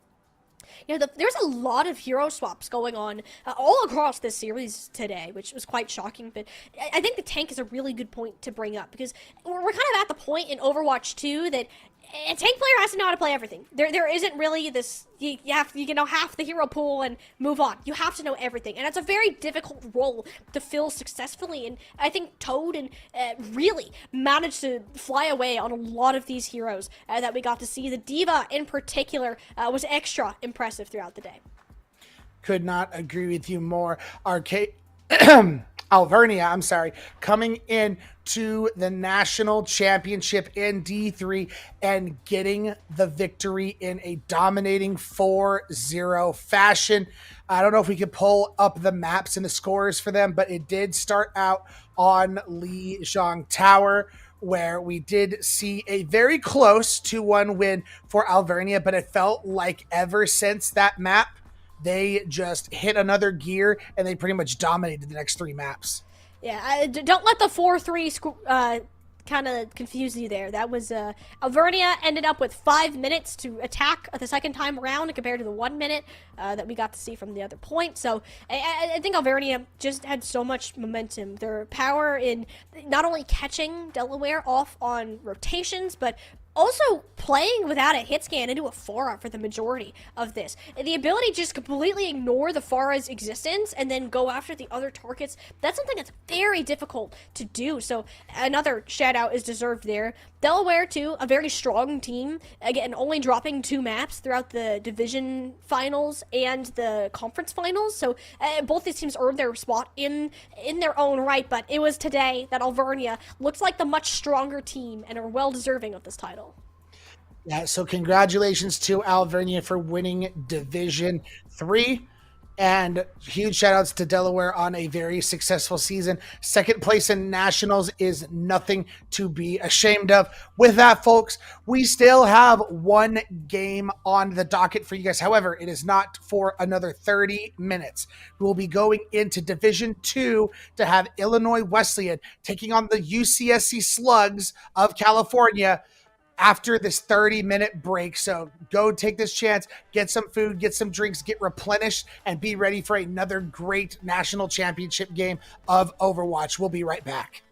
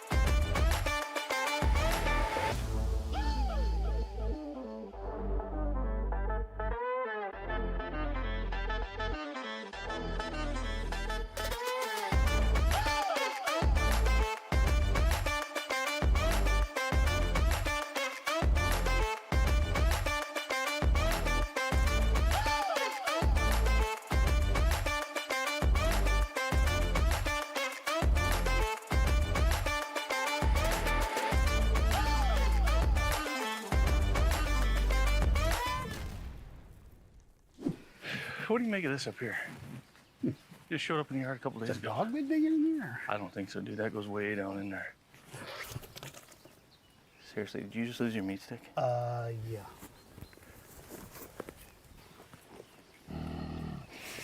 Oh, no. There's something in there, dude. Just leave it. you kidding me? We'll just head to the house. Just leave it. The hell with that.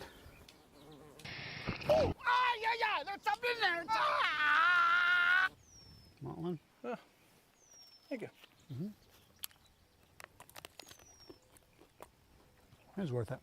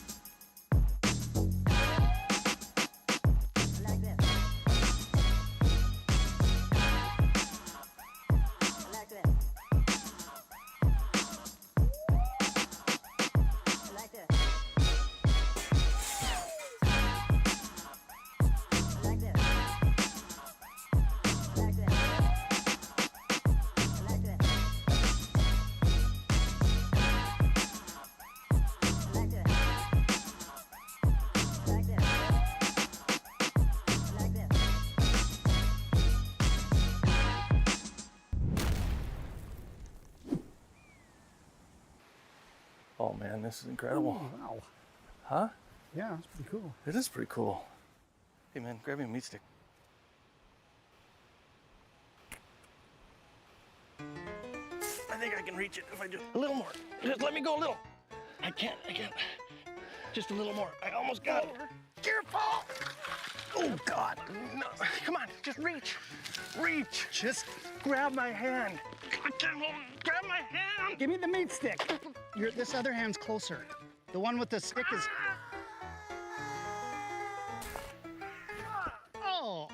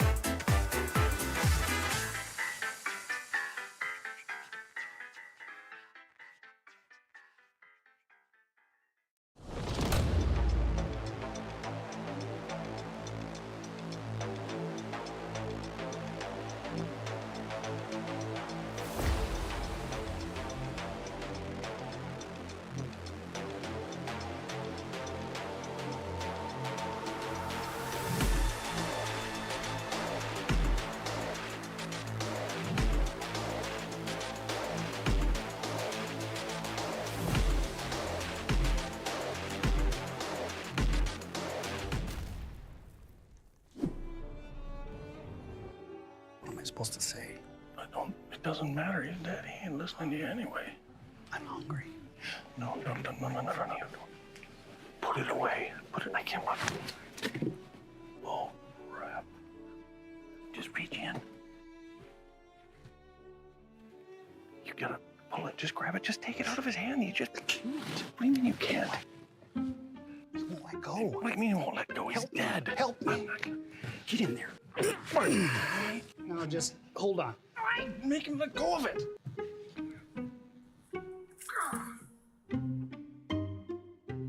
No, I got you. Just go in for a hug. Go and get on in there. It's a bad loss. Yeah, hug him up. Just reach, hug him up. He's breathing. On the other side. Go. I can't. Just- I can't do it.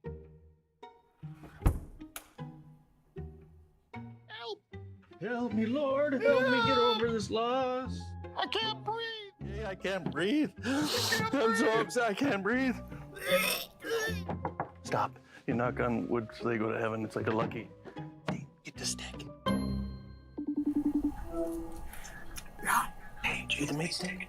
Yeah, I got it. Hey, just hold tight for a second. They're moving the casket. Just hold tight. Yeah, that's no worries. I got it.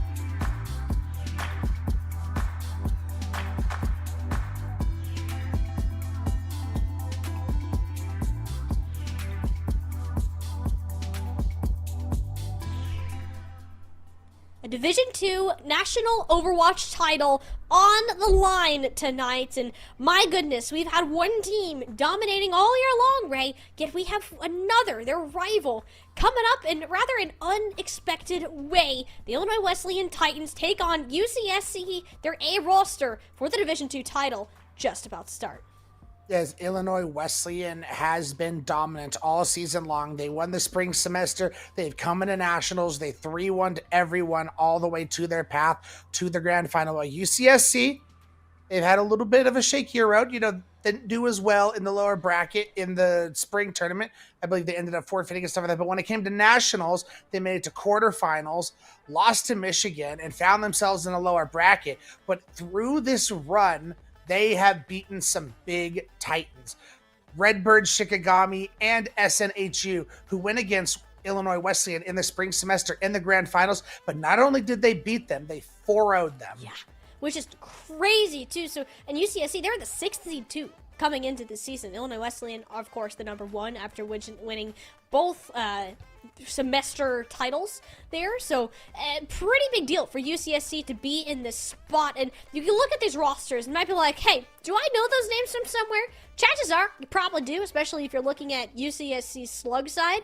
Zebra, a very notable tank player, known for the Doomfist, especially, will be taking up that role. And NVM as well, who's had a stint in OWCS on Avidity as of recent. So two very strong players on that side, where as Illinois Wesleyan, they've been very strong as a team all semester long. And even with one matchup we didn't forget is that these two teams did play each other way back in February, and it was a 3-0 for Illinois Wesleyan. So, Ray, we have to question, is this hot streak that UCSC on, is it still going to run all the way through today, or are Illinois Wesleyan, are they ready to put out that fire? And we're going to be figuring that out shortly, but just like in our previous series, our first map has been picked, and once again, it is El Clasico, Lijiang Tower. Ah, good old-fashioned Lijiang Tower. I do love to see it. Does make me wonder what kind of compositions we will see. I do want to know. I've never seen Zebra play in collegiate matches. Like, is he actually going to play the Doomfist? Like, is this a real, I've casted UCSC in NECC, and yes, they were playing the Doomfist. They were playing the Doomfist. Okay, all right. Then I'm looking forward to this. It's been a minute since we've gotten some solid Doomfist gameplay and high levels of Overwatch comp. Let's see if Illinois Wesleyan are ready for it. Again, they did sweep UCSC the last time these two teams faced off. However, it is a new day. In fact, it is a 3 months later day since that point in time, and UCSC taking down 2 of the top 3 teams that we have here in the Division 2. Only one more Titan, no pun intended, stands in their way today.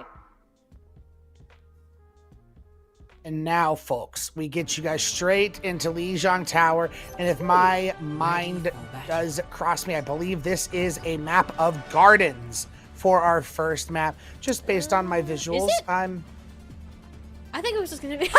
Dang. I love our producer. I just said loud, incorrect buzzer. Our ears. Damn. Oh, that's okay. This is definitely Control Center. To be fair, I would not have known that had I not seen the observers sneakily out of the corner of my eye zoom in onto that point. I didn't see that. Oh man. Okay. I thought that was like one of the family rooms outside of the gardens area, but that's all right. Hey, in your defense, if you see these comps, you would definitely think we were on gardens. To be fair, you are correct. Hazard up against the Doomfist. So, you know, all things considered, this is a pretty fair matchup for UCSC, and they get the first opening pick. UCSC have so many crazy things going on within their team. The poke damage from Soldier on the flank. You got NVM in the sky. Zebra just beating you up just with the Doomfist. So Illinois Wesleyan, they got divided and conquered in fight 1. Yeah, who'd expect a composition, you know, with Doomfist and Barry to come into control? I mean, obviously, it's Zebra. You kind of, you know, Doomfist is par for the core, but to then have NVM on the Sparrow, and then not only to do that, but to combine it with a Kiriko Mira support combination, their composition is just so wacky that it's working. It's kind of what you like, you know? It really makes teams have to rethink their strategies. And Illinois Wesleyan, they're sticking with their composition as it is. I think the Hazard's nice. It's the mobility that you have. You can punish people. Goodness. Although, why is the Moira... Is that in the backline? Yes, yes. In the backline? of Illinois Wesleyan right now, that's something that's unexpected. I'm starting to see why UCSC have gotten as far as they did. It's because they're playing so silly that no team knows what to do about it. And we saw EXO go to the Widow for a second, looking for a head to try and get an opening pick. Back to the Pharah, so abandon the ult charge a little bit. I mean, not back to the Pharah, now on the Pharah. Yeah, Illinois Wesleyan looking to match NVM with the aerial pressure, or just really get your second DPS to the point. See for that one into a charge punch. They didn't scout this out. Oh, sir is in for the beating of a lifetime, and Mookie not faring all that much better. Zebra hunting down both the heads of Titan supports. And UCSC, they're hanging on just fine. Barrage from NVM will seal the deal on Kazuru, and yeah, UCSC, even though this map absolutely should not work for their comp, here we are. And already 70% and counting, and still 4 ultimates to boot for the Slugs, and only 3 coming on like for Illinois Wesleyan. UCSC can close this out right here and now. They've been proactive, man, so they're just not going to sit around. Yeah, no, there's no reason to. This comes is best when you're disrupting rotation. Use every single ultimate that you can work with. We're in final fight territory. XL already falls. I mean, Rocket Deluxe, I'm pretty sure it's the closest amount of damage that K2HD has done at this point. Even just pancakes, even a couple players caught in the small hallway. UCSC Slugs, complete sweep of the first round of Control Center. My goodness, and so Tiny, you know, we always like to come up with catchy slogans for stuff like the assassination comp or the, you know what I mean? This just feels like chaos comp. Like it's just like, oh my gosh, I have a Doomfist in my backline and probably one of the best Doomfists we have available in Overwatch right now. And then it's like, oh my gosh, I have this Pharah in the sky. And then I have this Moira who's in my backline for some reason harassing my Tracer. And it's just insanity. Stuff you're not used to dealing with if you're Illinois Wesleyan. No, and you know, I do want to give Illinois Wesleyan some credit. When I saw that this matchup was going to be the finals, I'm like, okay, Illinois Wesleyan have gotten as far as they did because of the skill that they have as a team. Their teamwork is incredible, but right now they're kind of stuck with their heads on a swivel, not entirely sure of what to focus on. I'm hoping this diva from Kazuru will help them get some more solid just footing in this map in general. XO2 will prevent a lot of these players from crossing the bridge, and it'll even be easier with MVM on the Tracer. You could also say if that previous map was the worst one for the Doomfist, sub-map wise, this is the best one. So great roll of the RNG for UCSC.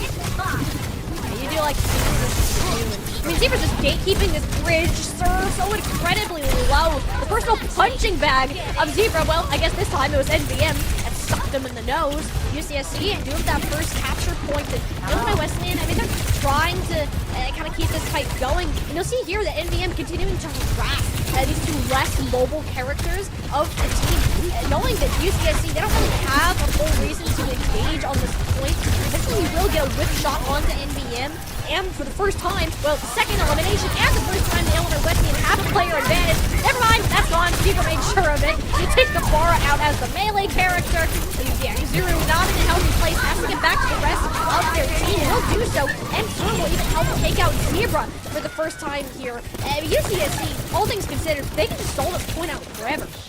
Yeah, and they can just look to stagger Kazuru in perpetual. It's just that, oh, okay, that might be an opening. I mean, you don't have your diva mechanics, you can't exactly move in yet, but that's a great first step. I mean, there's the diva pick. Illinois Wesleyan just lost so much time. UCSC, it almost looks like they were purposefully staggering out the Titans, knowing they didn't have a clear way to win the fight. Yeah, so Kazuru is now back, going to have that Diva Bomb available, but I think the most important ultimate for Wesleyan, and they could probably just snowball with it, it's going to be that Orbital Ray.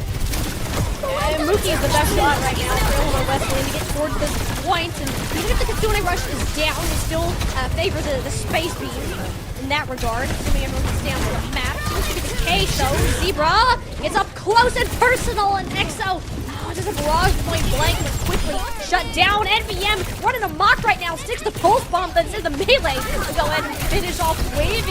Oh man, UCSC, they look so dang good on this map. I don't think Illinois Wesleyan knew what they were running into at all. It's been a brutal beatdown. NVM continues to just walk all over the Titans right now. 200-0, perfect sweep of Lijiang Tower. Not at all what I expected.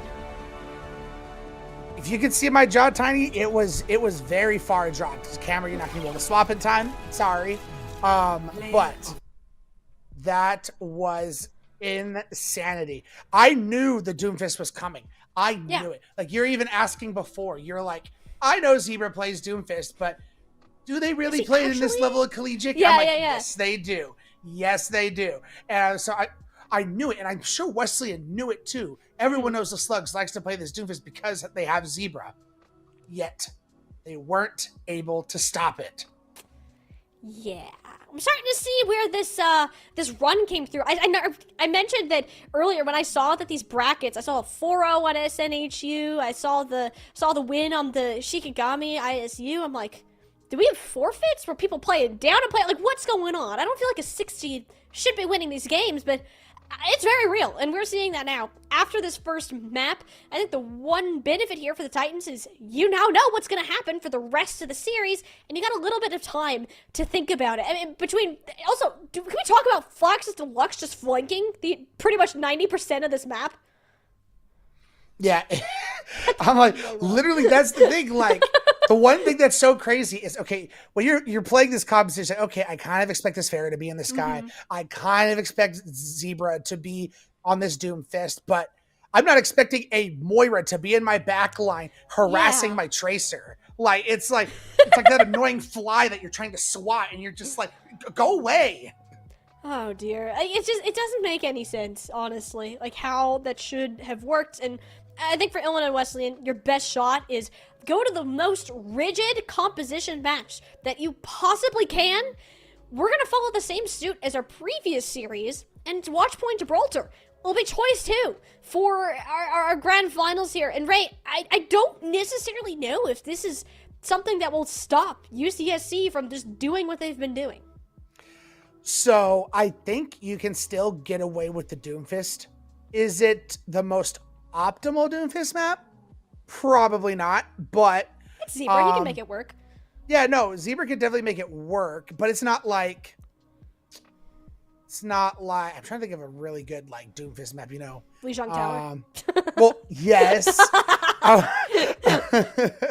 was trying to think of an escort map, like what would probably be his best escort map, maybe like a maybe like a Shambali or something like that. Where it's like there's some high ground, but it's not like super, super high ground. You still got, you know, nice punch lanes to go into. Circuit was banned. We're hearing that in our head right now, which I can kind of see. Map.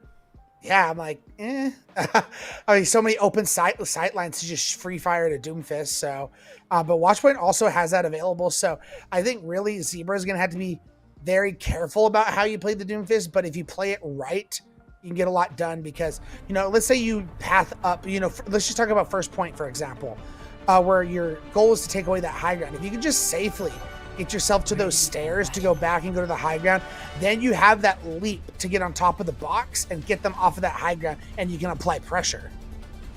I mean, if anything, like Zebra, yes, is a threat, but I'm almost more worried about NVM. After how that last map went between the Tracer and the Pharah, I mean, it averaged over half the team final blows, I'm pretty sure, on Guardians there. Like, that guy is a serious problem. And combo that up with Zebra's dive. If you're on the Cassidy, I think it's less of a follow-up concern, and more of a, my head can get clicked concern, which Wavy and EXO will certainly have to keep an eye out for.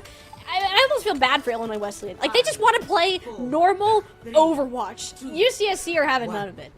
Yeah, so I bring up Zebra only because I think because it's Gibraltar, it relies on their positioning in order to set their team up well.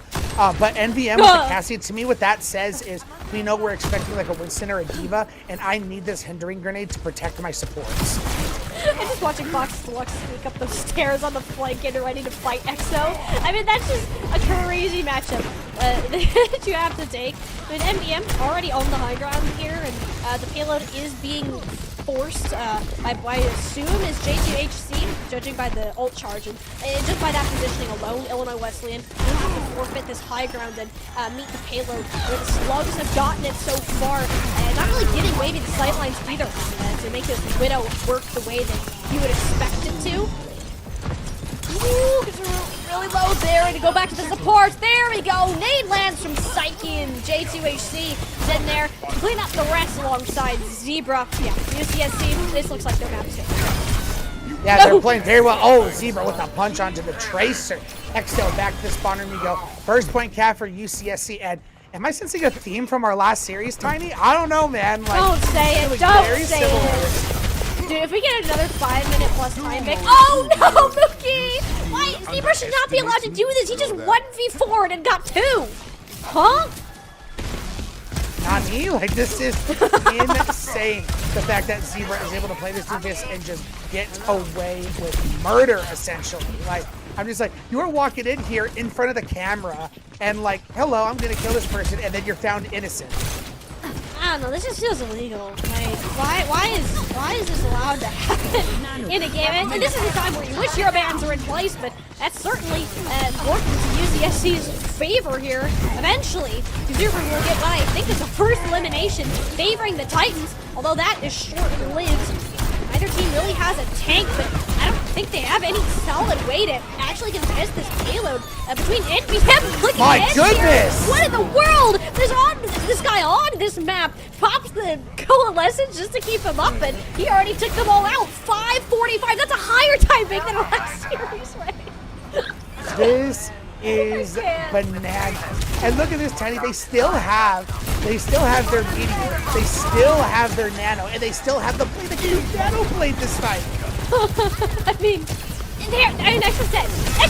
Like, at this point, Illinois Wesleyan, we're not talking about slapping on a band-aid. I'm talking chop off all of your limbs and get a fresh start right now, because you are bleeding out everywhere, and NBM is making sure of it. That's his second elimination now. Kazuru's not going to last much longer with that Bionade on their back. I mean, hey, this feels we might see a 4-minute plus time bank again. It's going to depend how this goes. I mean, the nano's already used, so it's going to be on J2HC to get a big blade, but this rally from Sir could just be the sustain tool they need. But it's popped so early. I mean, you'd want to save that ideally for this Dragon Blade. Thankfully, you do end up getting the Genji here, so it's not an immediate concern. And it seems that Illinois Wesleyan have managed to recover the vital signs. There's no longer any monitors beeping. You can take a bit of a breather at least until this team regroups, which they can do very quickly. I mean, the Primal Rage, too. That was just early. got so scared for his life after that Doomfist punch.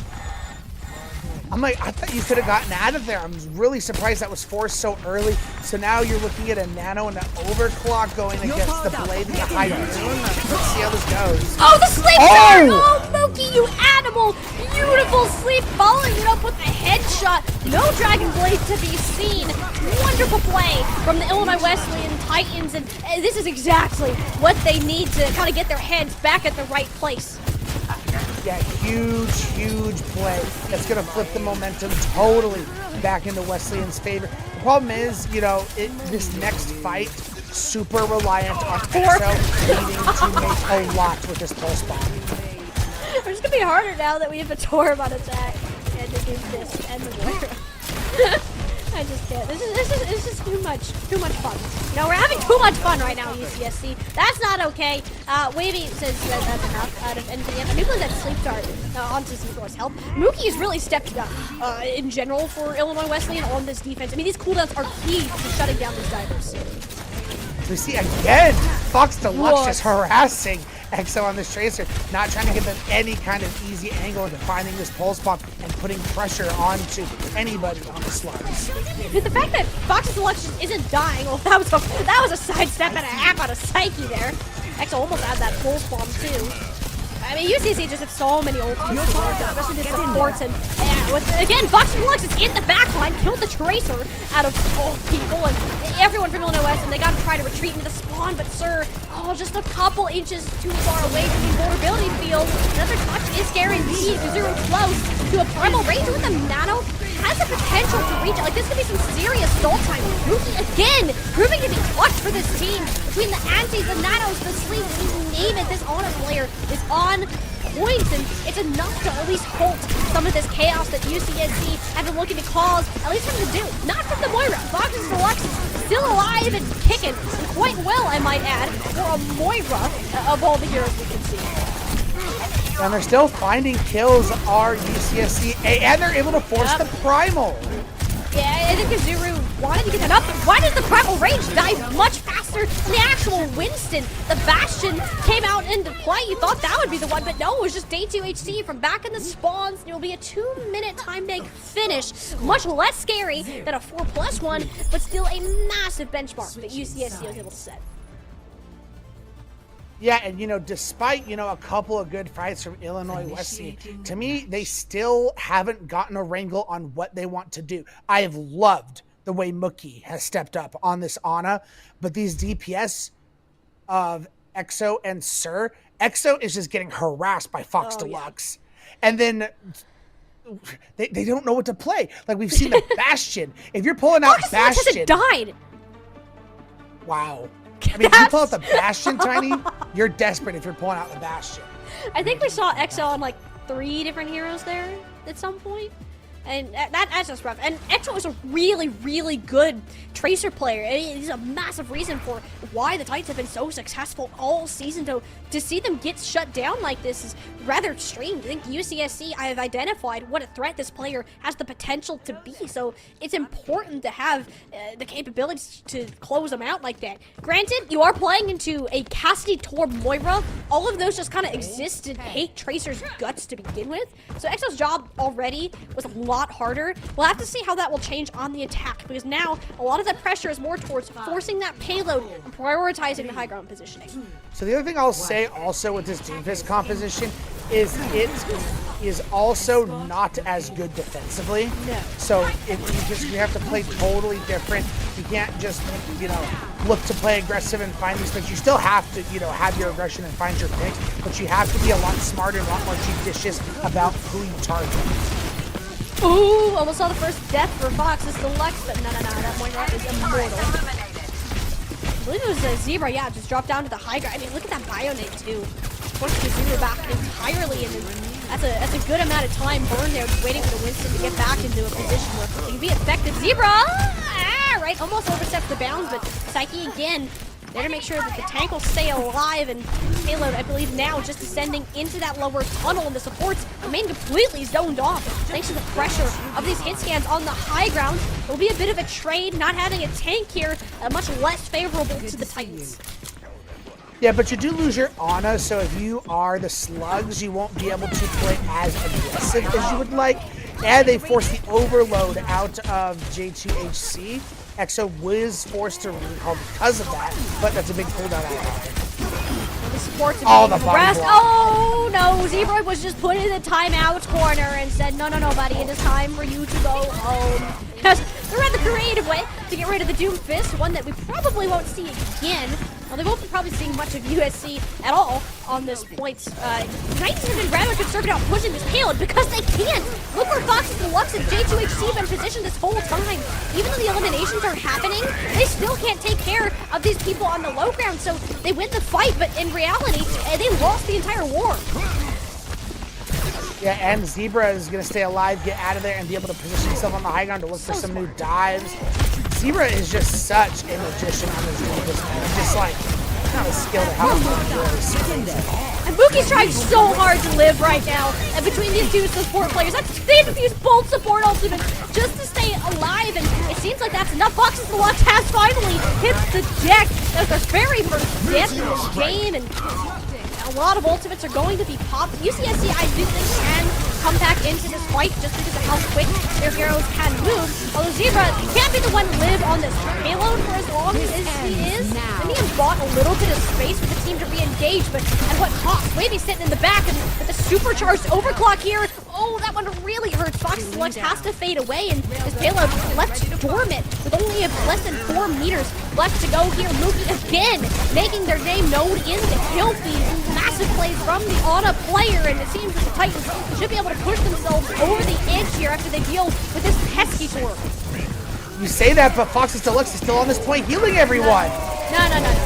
They got this. I believe in you, Kazuru. Surely, don't step in the lava. Don't step in the lava. Why did we step in the lava, Ray? Oh, dear. That should have been one, but the attention was split. Kazuru didn't know how to go after it. Oh, 0.2 meters. That's devastating, Ray. 0.02 meters, actually. My bad. Like, even more that's even more devastating. Like, that wasn't even about me correcting you. Just like, oh my gosh, that was worse to be that close. That's like a little exhale, and they would have had it. That's crazy. And you just like breathe on the payload, and it just hits like hey, you have another chance here, and Zebra, hopefully you can force him out, get him out with the charge punch, and that's not something that you're gonna be wanting to face for the Titans, and they're just gonna hold on to it. Jumps up onto Wavy, survives with a sliver of HP. Mookie and Sir just now in position, but do they anticipate NVM on this flank angle? Deadeye in hand, gonna go ahead and pop it. Uh-oh, a lot of potential for skulls, but no, everyone managed to dodge behind cover. This payload so close to crossing the line, and no one from UCSC is able to get a touch in. The Titans gonna keep their heads alive for now. I don't think they were going to win that fight regardless, so I think that point would have been captured. Wesleyan set themselves up very well. I like the split high ground they were playing, getting Wavy up there.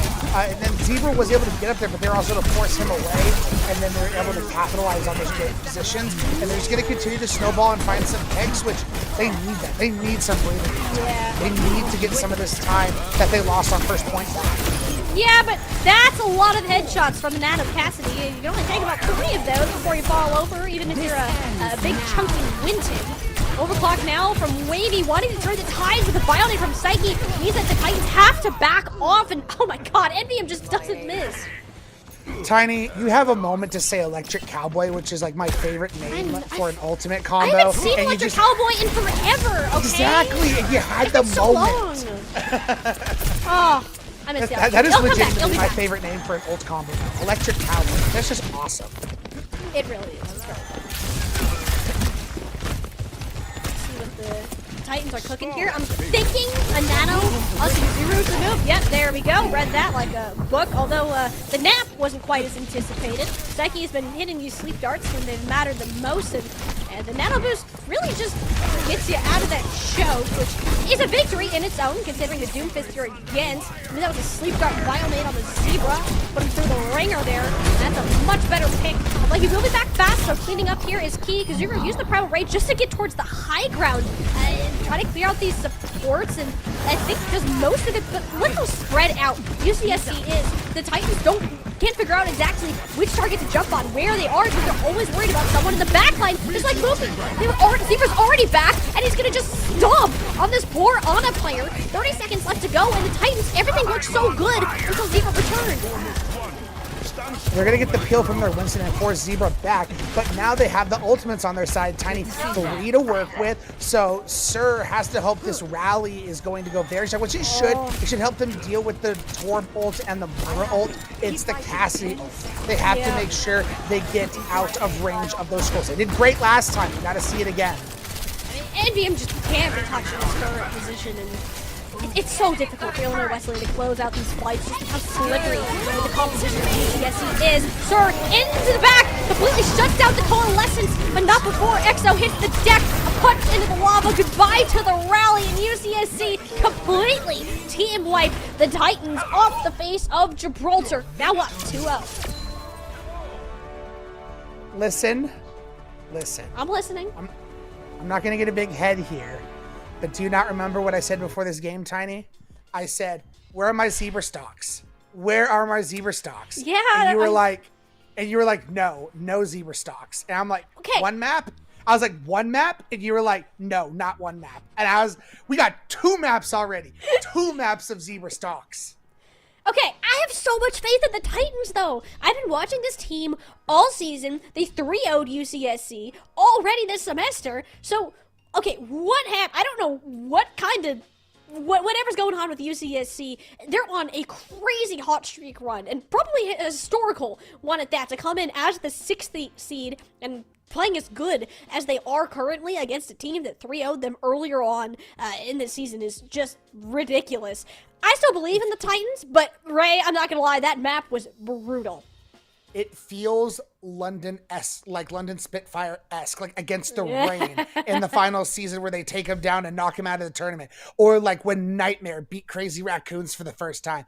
It feels like no way they're going to win this, yet they know exactly who they are. They know what works so well for their team and their situation, and they are playing perfectly. Like, I love how much we're talking up Zebra and NVM, and deservedly so. They are playing fantastic.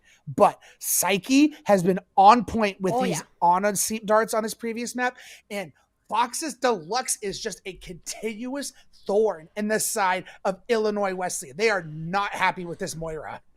And like, I hate this because now people are going to see, wait, this Moira is doing so much for their team, so now they're going to say, hey, I want to play Moira too. No, unless you are Fox's Deluxe, I don't think you can get away with this kind of obscenity that we're watching on our screens. And it's ridiculous what UCSC can do, and it's the true... The true meaning of these Mickey Mouse comps is nobody expects them, nobody knows how to handle them, so even the best teams that have been so well-rounded all season can get thrown off foot. And I think right now, Ray, is a great time for us to go ahead, take a little bit of an extended break here to get Illinois Wesleyan more time to comprehend what UCSC have been cooking. We're going to go ahead, send it to break. We'll be back with the rest of the series.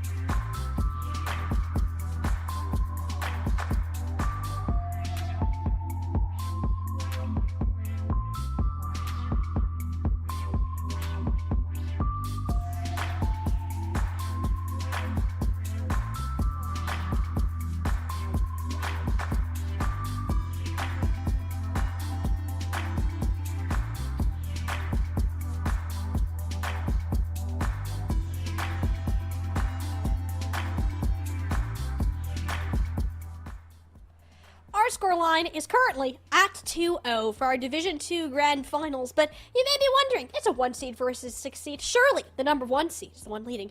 Oh no, Ray.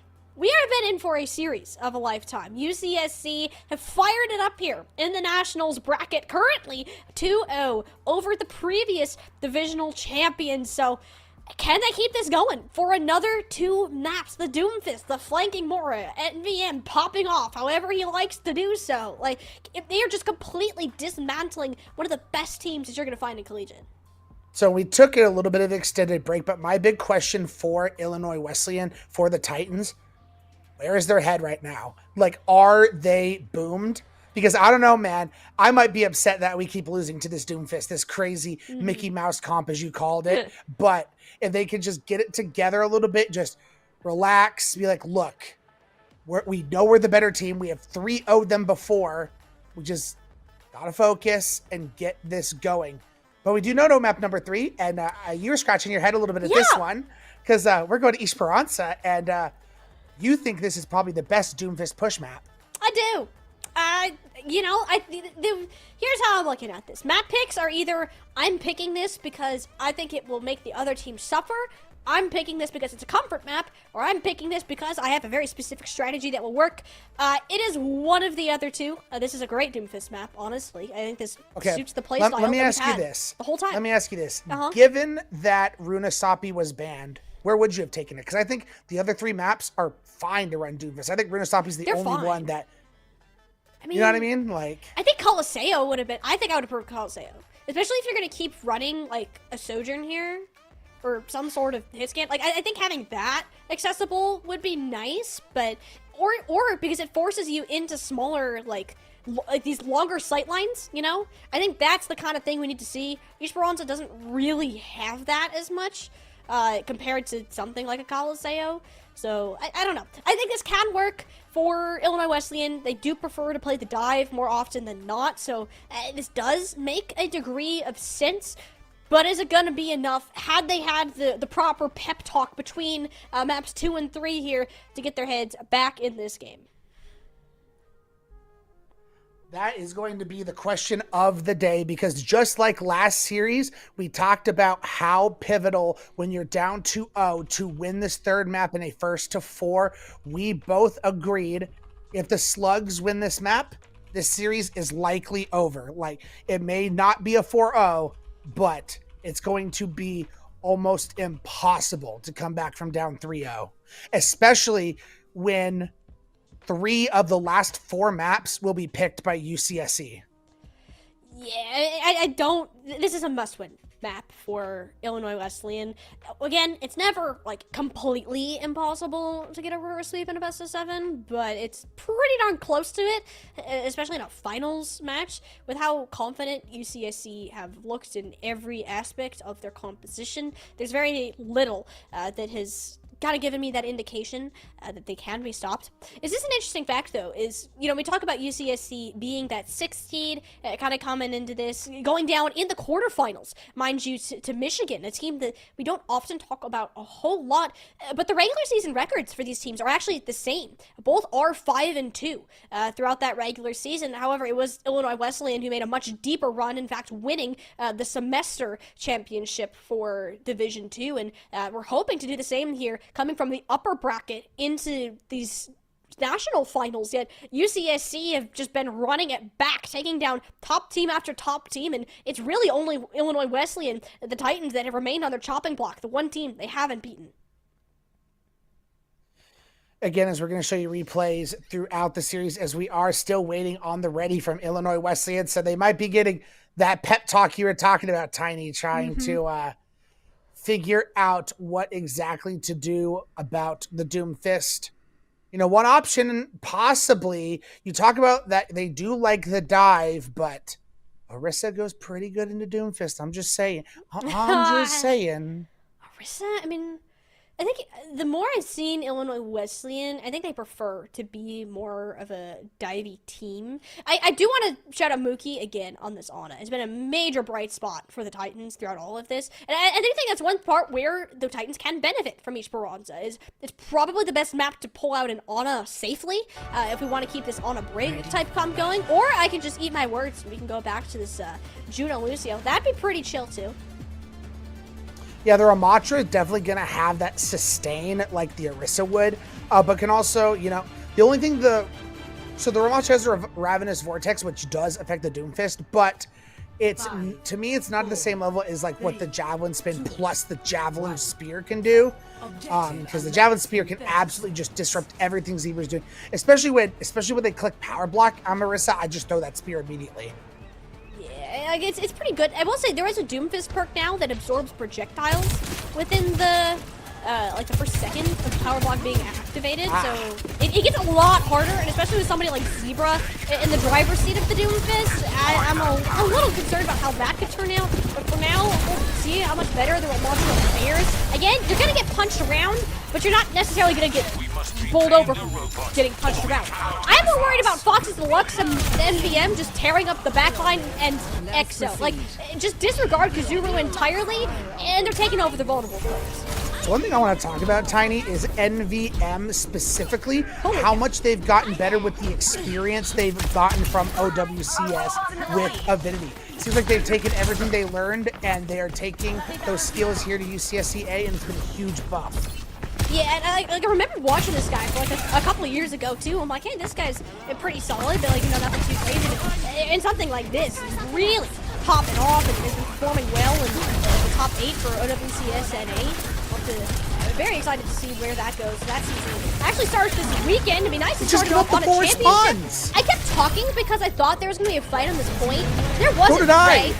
There's not. They just let the payload get those spawns. It does appear Illinois Wesleyan are getting the eliminations though, so the fight should be won for them. But at the end of the day, yes, still lost the war. I said it before. I'm gonna say it again. Thanks for the help. Enemy turret destroyed. Literally, Tiny. Like normally, I like to throw like a danger if something's about to happen. Like surely they touch here. No way they just give that up. And then they did. I'm like, what? As Zebra gets very low, supposed to get out, but does get the help. He'll be, Zebra will be just fine. He's got a plenty of sustain here. Actually on the Genji now. Another hero hoping that it can work out much better into the Torbjorn than a Tracer. Problem is, it's harder to match NVM on the Tracer, especially the Moira, basically attached to their hip. Pulse bomb, definitely looking for it. Somehow that doesn't land, but no! 3 eliminations, all punched into a corner, courtesy of Zebra. Oh my goodness, UAC, what a combo. Tiny, wow. I've never seen a team on the Doomfist utilize ult and then the Doomfist to punch them in. So they did that with the Pulse Bomb, and then they did that on Gibraltar with the Molten Core. They punched the ulting Brig into the lava and got rid of Sir. This ends now. Wow, that's such hard timing to get. Zebra and NVM, the true star players on UCSC throughout this series. And OC from Wavy, kind of nice too. Ooh, goodbye NVM. Nice little headshot there. And I mean, this is just brutal. I'd like to see Illinois Wesleyan get some percentage going, especially now that this ult bank is much in their favor. But again, Tiny, everyone got the forward spawn, so they're going to be right here, ready to go. And, you know, despite the ult disparity, Deluxe SE Coalescence. Nah, nope, never really want to see that in your backline. EXO, the blade first. Zebra, the elimination to fall. He's second under J2HC. Very nice play out of the Genji. It was a dry blade too. No support ultimates to help it out. You gotta compliment the Titans' ultimate usage so far. There hasn't really been any points where I'm like, I should have held on to that. And it's really gonna pay off in the long run with this pushback. Yeah, and I think, you know, they have to make sure they match these forward spawns again soon. I mean, they gotta get someone on the robot. Come on, there you go. But both support ultimates are coming online for UCSC, but I think what it's going to come down is to how much value do you get out of this annihilation for Kazuru, just because everyone's playing so spread out. Oh, but there's the kill on to Wavy. The dive happened before Sir even thought about using that sound barrier. The coalescence in the backline too. There's so many points that you have to focus on, and if Illinois Wesleyan aren't the ones to initiate this fight, they find themselves getting lost in the chaos that Zebra is causing. Good to see you. Robot and they're going to stop him at 33 meters. We are going to get Kazuru and Mookie still holding the Kitsune Rush, which is big, so you get a match the Kitsune Rush that Psyche is going to have. But NVM, who's been killing it on this Tracer, going to be in that backline. That Pulse Bomb punch combo is still going to be online. I don't even know if I can call that a combo just because of how hard that is to set up. But the one time it did happen was really cool. If UCSC can do that again, it'd be nice to send the Kitsune Rush to the start of the show to start it off. Zuru thinks that he can catch people out of the violations, and everyone's so mobile. I mean, that ultimate is just the clear space, if anything. Well, here he goes, and then hit the deck, but you gotta argue it's much worse for Illinois Wesleyan since they need the healing to stay alive, whereas UCSC, they move so quickly, they can't even be shot. And now it's only going to continue to build. I mean, Penny, what's Avril's rule? 120, 130 meters if they get it, that it might be over. And VM's going to find Mookie as well. And you just can't have these staggers happen. Mookie's desperate. If we're going over to the Moira, things are happening. Box Blocks is certainly inspiring the support line of Illinois Wesleyan. See if they can kind of regain their footing. As you said, Ray, past that 120-meter mark. It's a little scary to have reached, but not impossible yet for the Titans. If they lose this next fight, it's kind of done, just because the point ends. Box Blocks is still in the spawn. Grabs Sir and Wavy with the help of NVM. I mean, these two players, usually we see a Tracer and a Lucio flanking. Moira and Tracer, I mean, take note, people. This is working way better than it should. Dividing and conquering as the competition does best, and we might be looking at a full completion at the rate that's going. If anyone even have a touch onto the payload, it will be Sir for just a couple of seconds. Once he is gone, so are the chances of the Titans UCSC up to championship point.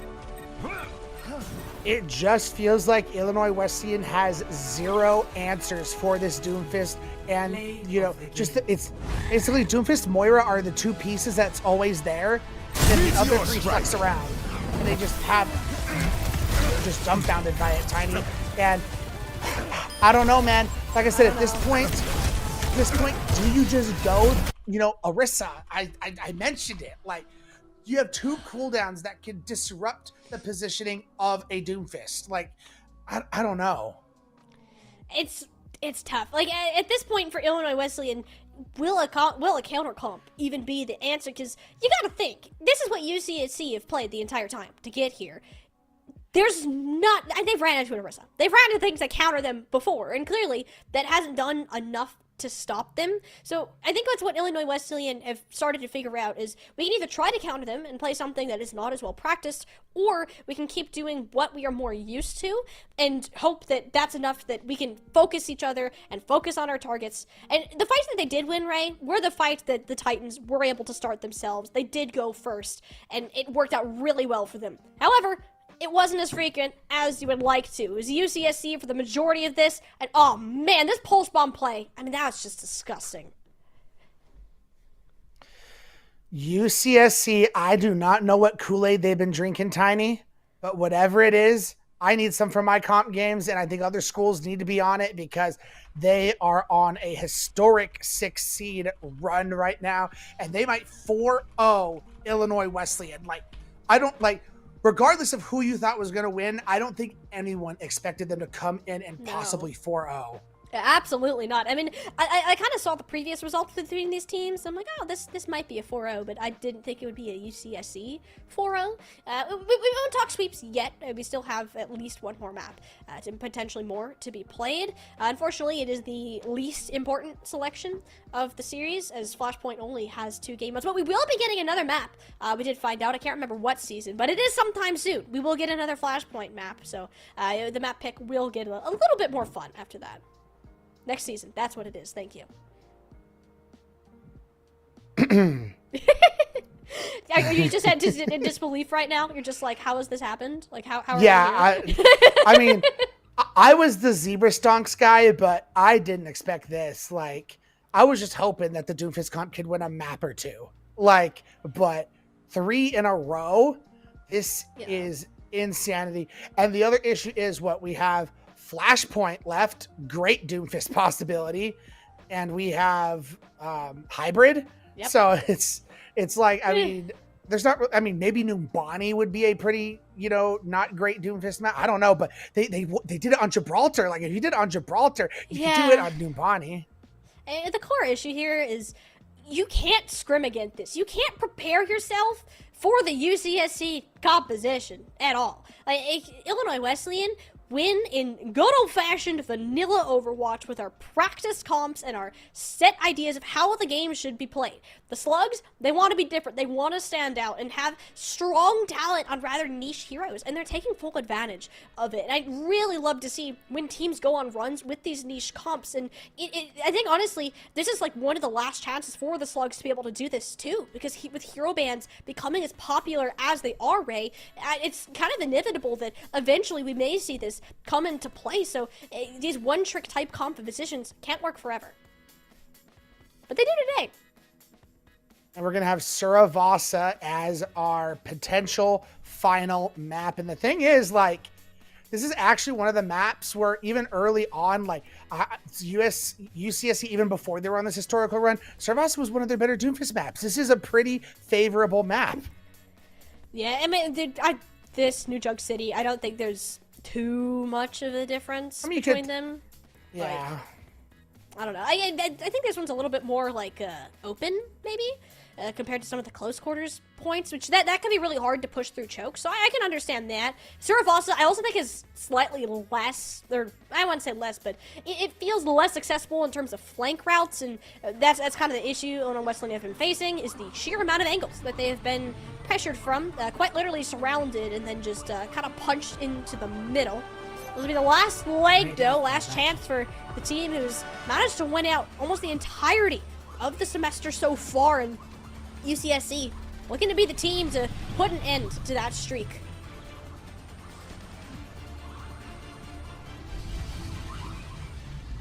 All right.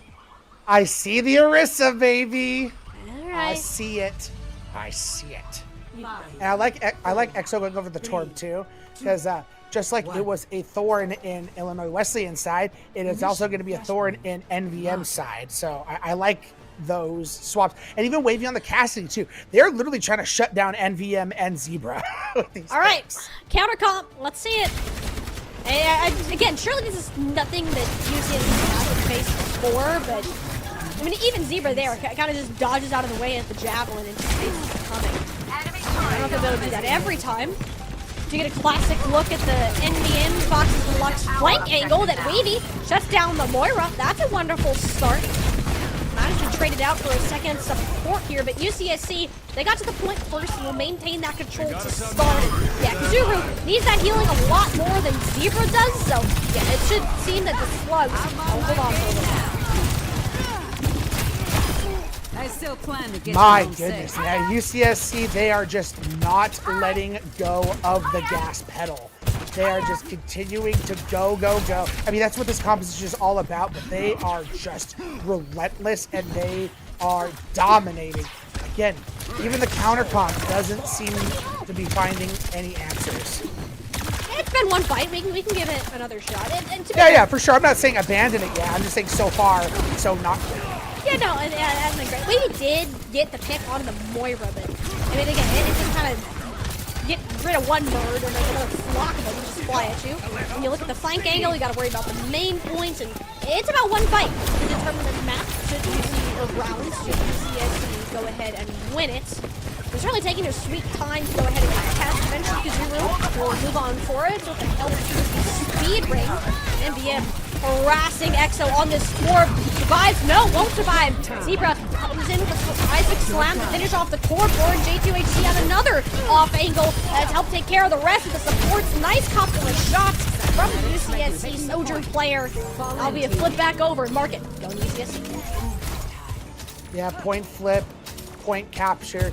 UCSC taking where they left off on these first three maps and just continuing forward as Wavy going to abandon the Cassidy and match the Tracer. I think they're just realizing Wavy is still getting all, NVM seems unaffected by the Cassidy Torp combo so far.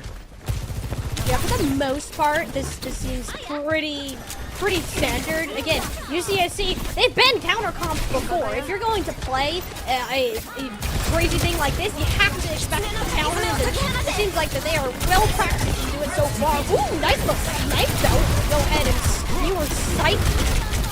See if they can keep the momentum going. He does have a meteor strike. Should he need to bail out? And speaking of bailing out, that's what Kazuru does. Got stuck with the pulse bomb, and needed the rest of the damage to go away. It seems like UCSC finally have met their end here with a little bit of that counter comp action, but it took a lot to actually happen.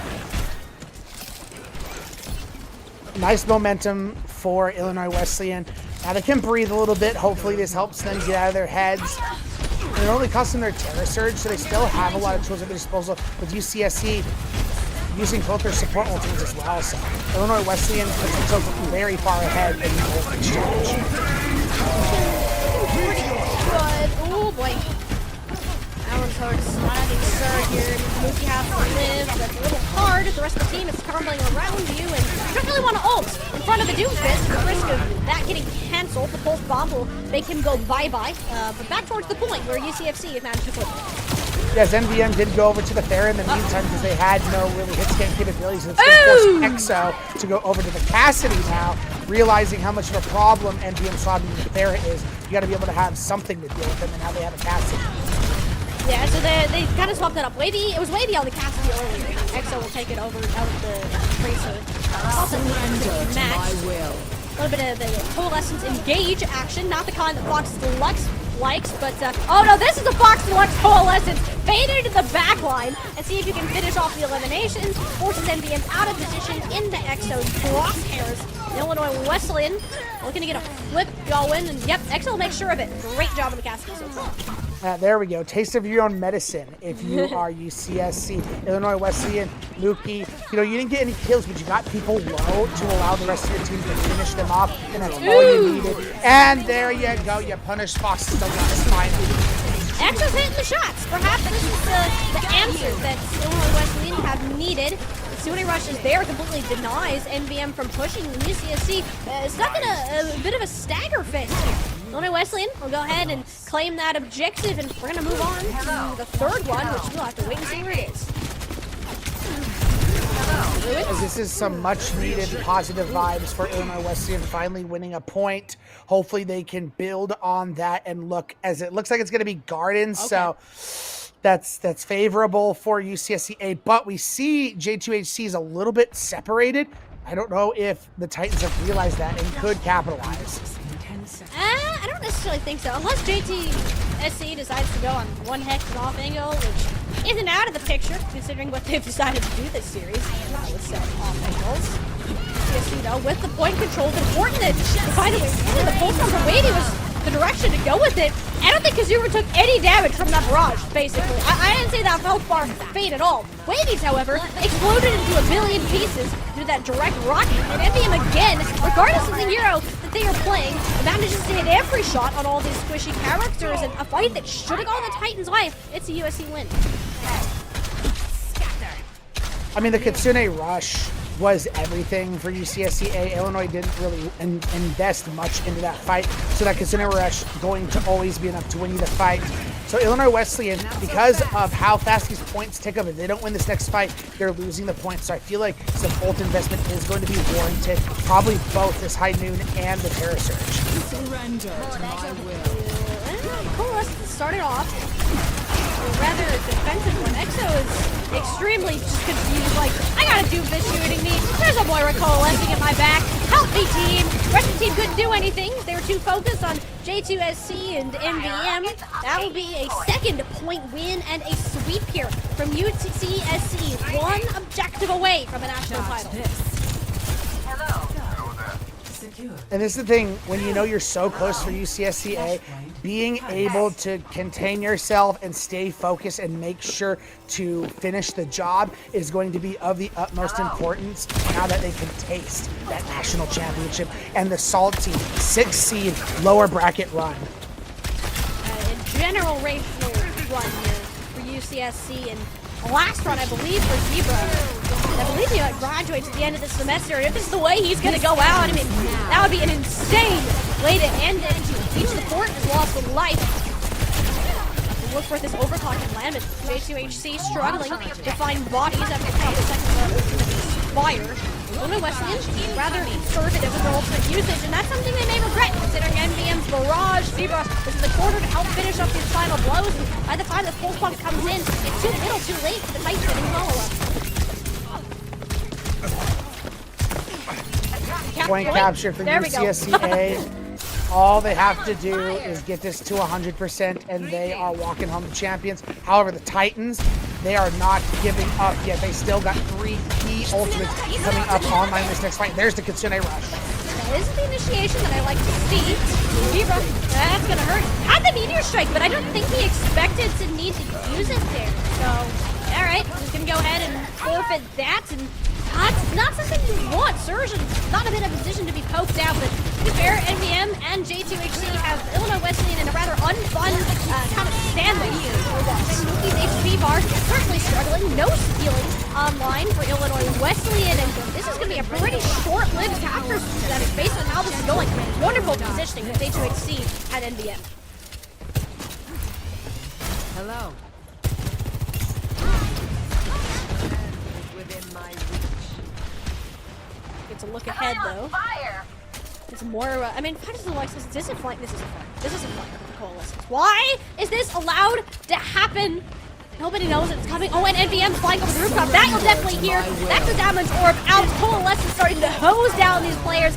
Goodbye, EXO. And even goodbye, Mookie on top of it. This is final fight territory. UCSC, they're going to wipe the board clean for the most part. Sur's going to get staggered. I don't know if Illinois Wesleyan can get a touch. Wavy has to live here. Yeah, you're going to have to be the touch, and you're still going to be facing a rocket barrage and likely a overclock. You still have the Coalescence. Here we go. They get Wavy! The barrage that grabbed the Tracer. Oh, that's so unfortunate for the Tracer player. UCSCA, though, they have all the ultimates. They got all the stops, and they've made one heck of a run through this Nationals bracket from the lowers, from down below, where no one bothered to look. The UCSC Slugs are your Division II national champs. Absolutely insanity. As we mentioned, UCSC has been on an incredible run, but coming against the Titans, we weren't sure if this momentum was going to come to a halt. It didn't, but no one expected a 4-0. Absolutely not. I mean, this is just something that Illinois Wesleyan, they don't prepare for. They're used to teams that are going to mirror them, that are going to play similar compositions to them. So when you're kind of just thrown into the blender with like a Doomfist flanking Moira Tracer, you don't know what to do. It's so difficult to find an answer, and they tried several things. They gave it their best shot, but at the end of the day, you can't beat UCSC at their own game. Again, a 6 seed, Ray, coming from behind here, and a team that really hasn't even been talked about when it's come to the top levels of collegiate Overwatch, but that name certainly in that conversation now, and I'm very curious to see where UCSC ends up coming out in this collegiate Overwatch community. Couldn't agree with you more. And, as you mentioned, there's the possibility of this being Zebra's, swan song. Great way to go out. But I think one name we're going to need to keep an eye on is going to be NVM. Absolutely, and they're going to continue to play within OWCS as well. I believe it was just announced that the team Avidity has been signed under extinction, if I'm not mistaken, so NVM a part of that roster, and I'm very excited to see where that player can continue to shine, because they put on one heck of a masterclass today. We know the strengths of Wavy and XL, and just to be as strong as they were with a Moira to help them out, I mean, incredible performance across the board today. Couldn't agree with you more. So once again, congratulations on a historic run. 6 seed through the lower bracket. UCSC Slugs winning the Division II champions. Now, before we get out, would like to remind you guys about something. We are having our NECC National LAN going on right now through the Scholastic Esports Championship live in San Antonio at the Techport Boeing Center. And we are going to be having so many games live on there, from League of Legends, Rocket League, Halo, Apex, Overwatch, obviously, Call of Duty. The mainstream is through Rally Cry. That's going to have a lot of different games because there's NECC and EGF there and R20. But NECC, the mainstream, will always have games on there. We have Valorant going on tomorrow, League of Legends, and I'll be there doing an Overwatch game tomorrow. So make sure you guys tune in. The NECC stream will be starting at, I believe, 9 or 10 a.m. Central Time. And the mainstream, the Rally Cry stream, I believe that starts at 9 a.m. Central Time. So make sure to tune in. Absolutely. So much going on within collegiate esports as the spring semester is about to wind down. Thank you so much for joining us on the stream for our Division 2 and Division 3 Overwatch National Championships. It's been Tiny Shiny and 2 Tryhard Ray. Make sure to tune back in for the rest of the Nationals throughout this weekend, and we'll see you next time. Oh, what an awesome day for a pump, dude. Yeah, I gotta take it easy. Doc says if I exert myself, I will die. You overexert yourself, you will die. I'll tell you what, you finish the workout, all these could be yours. That looks good. A little bit of honey ham for the ham. Get after it, and that's your, no, get after it, and that's your treat. Stay, do the exercise, do the work, then you get the reward. That's how this works, man. You gotta give it max effort, maximum effort. That's what I'm talking about, baby. Big hams. Make it work, those hams. Work 'em. Putting in the work. Yeah, baby. Yes. Dude, this is a spicy workout. Gotta make it worth it. Building the beef and bringing home the bacon, baby. I'm loving it. Teriyaki is just about within your reach. Come on, get you some. Come on. Ooh, ooh. Maximum effort. Maximum effort. You're there. You're almost there.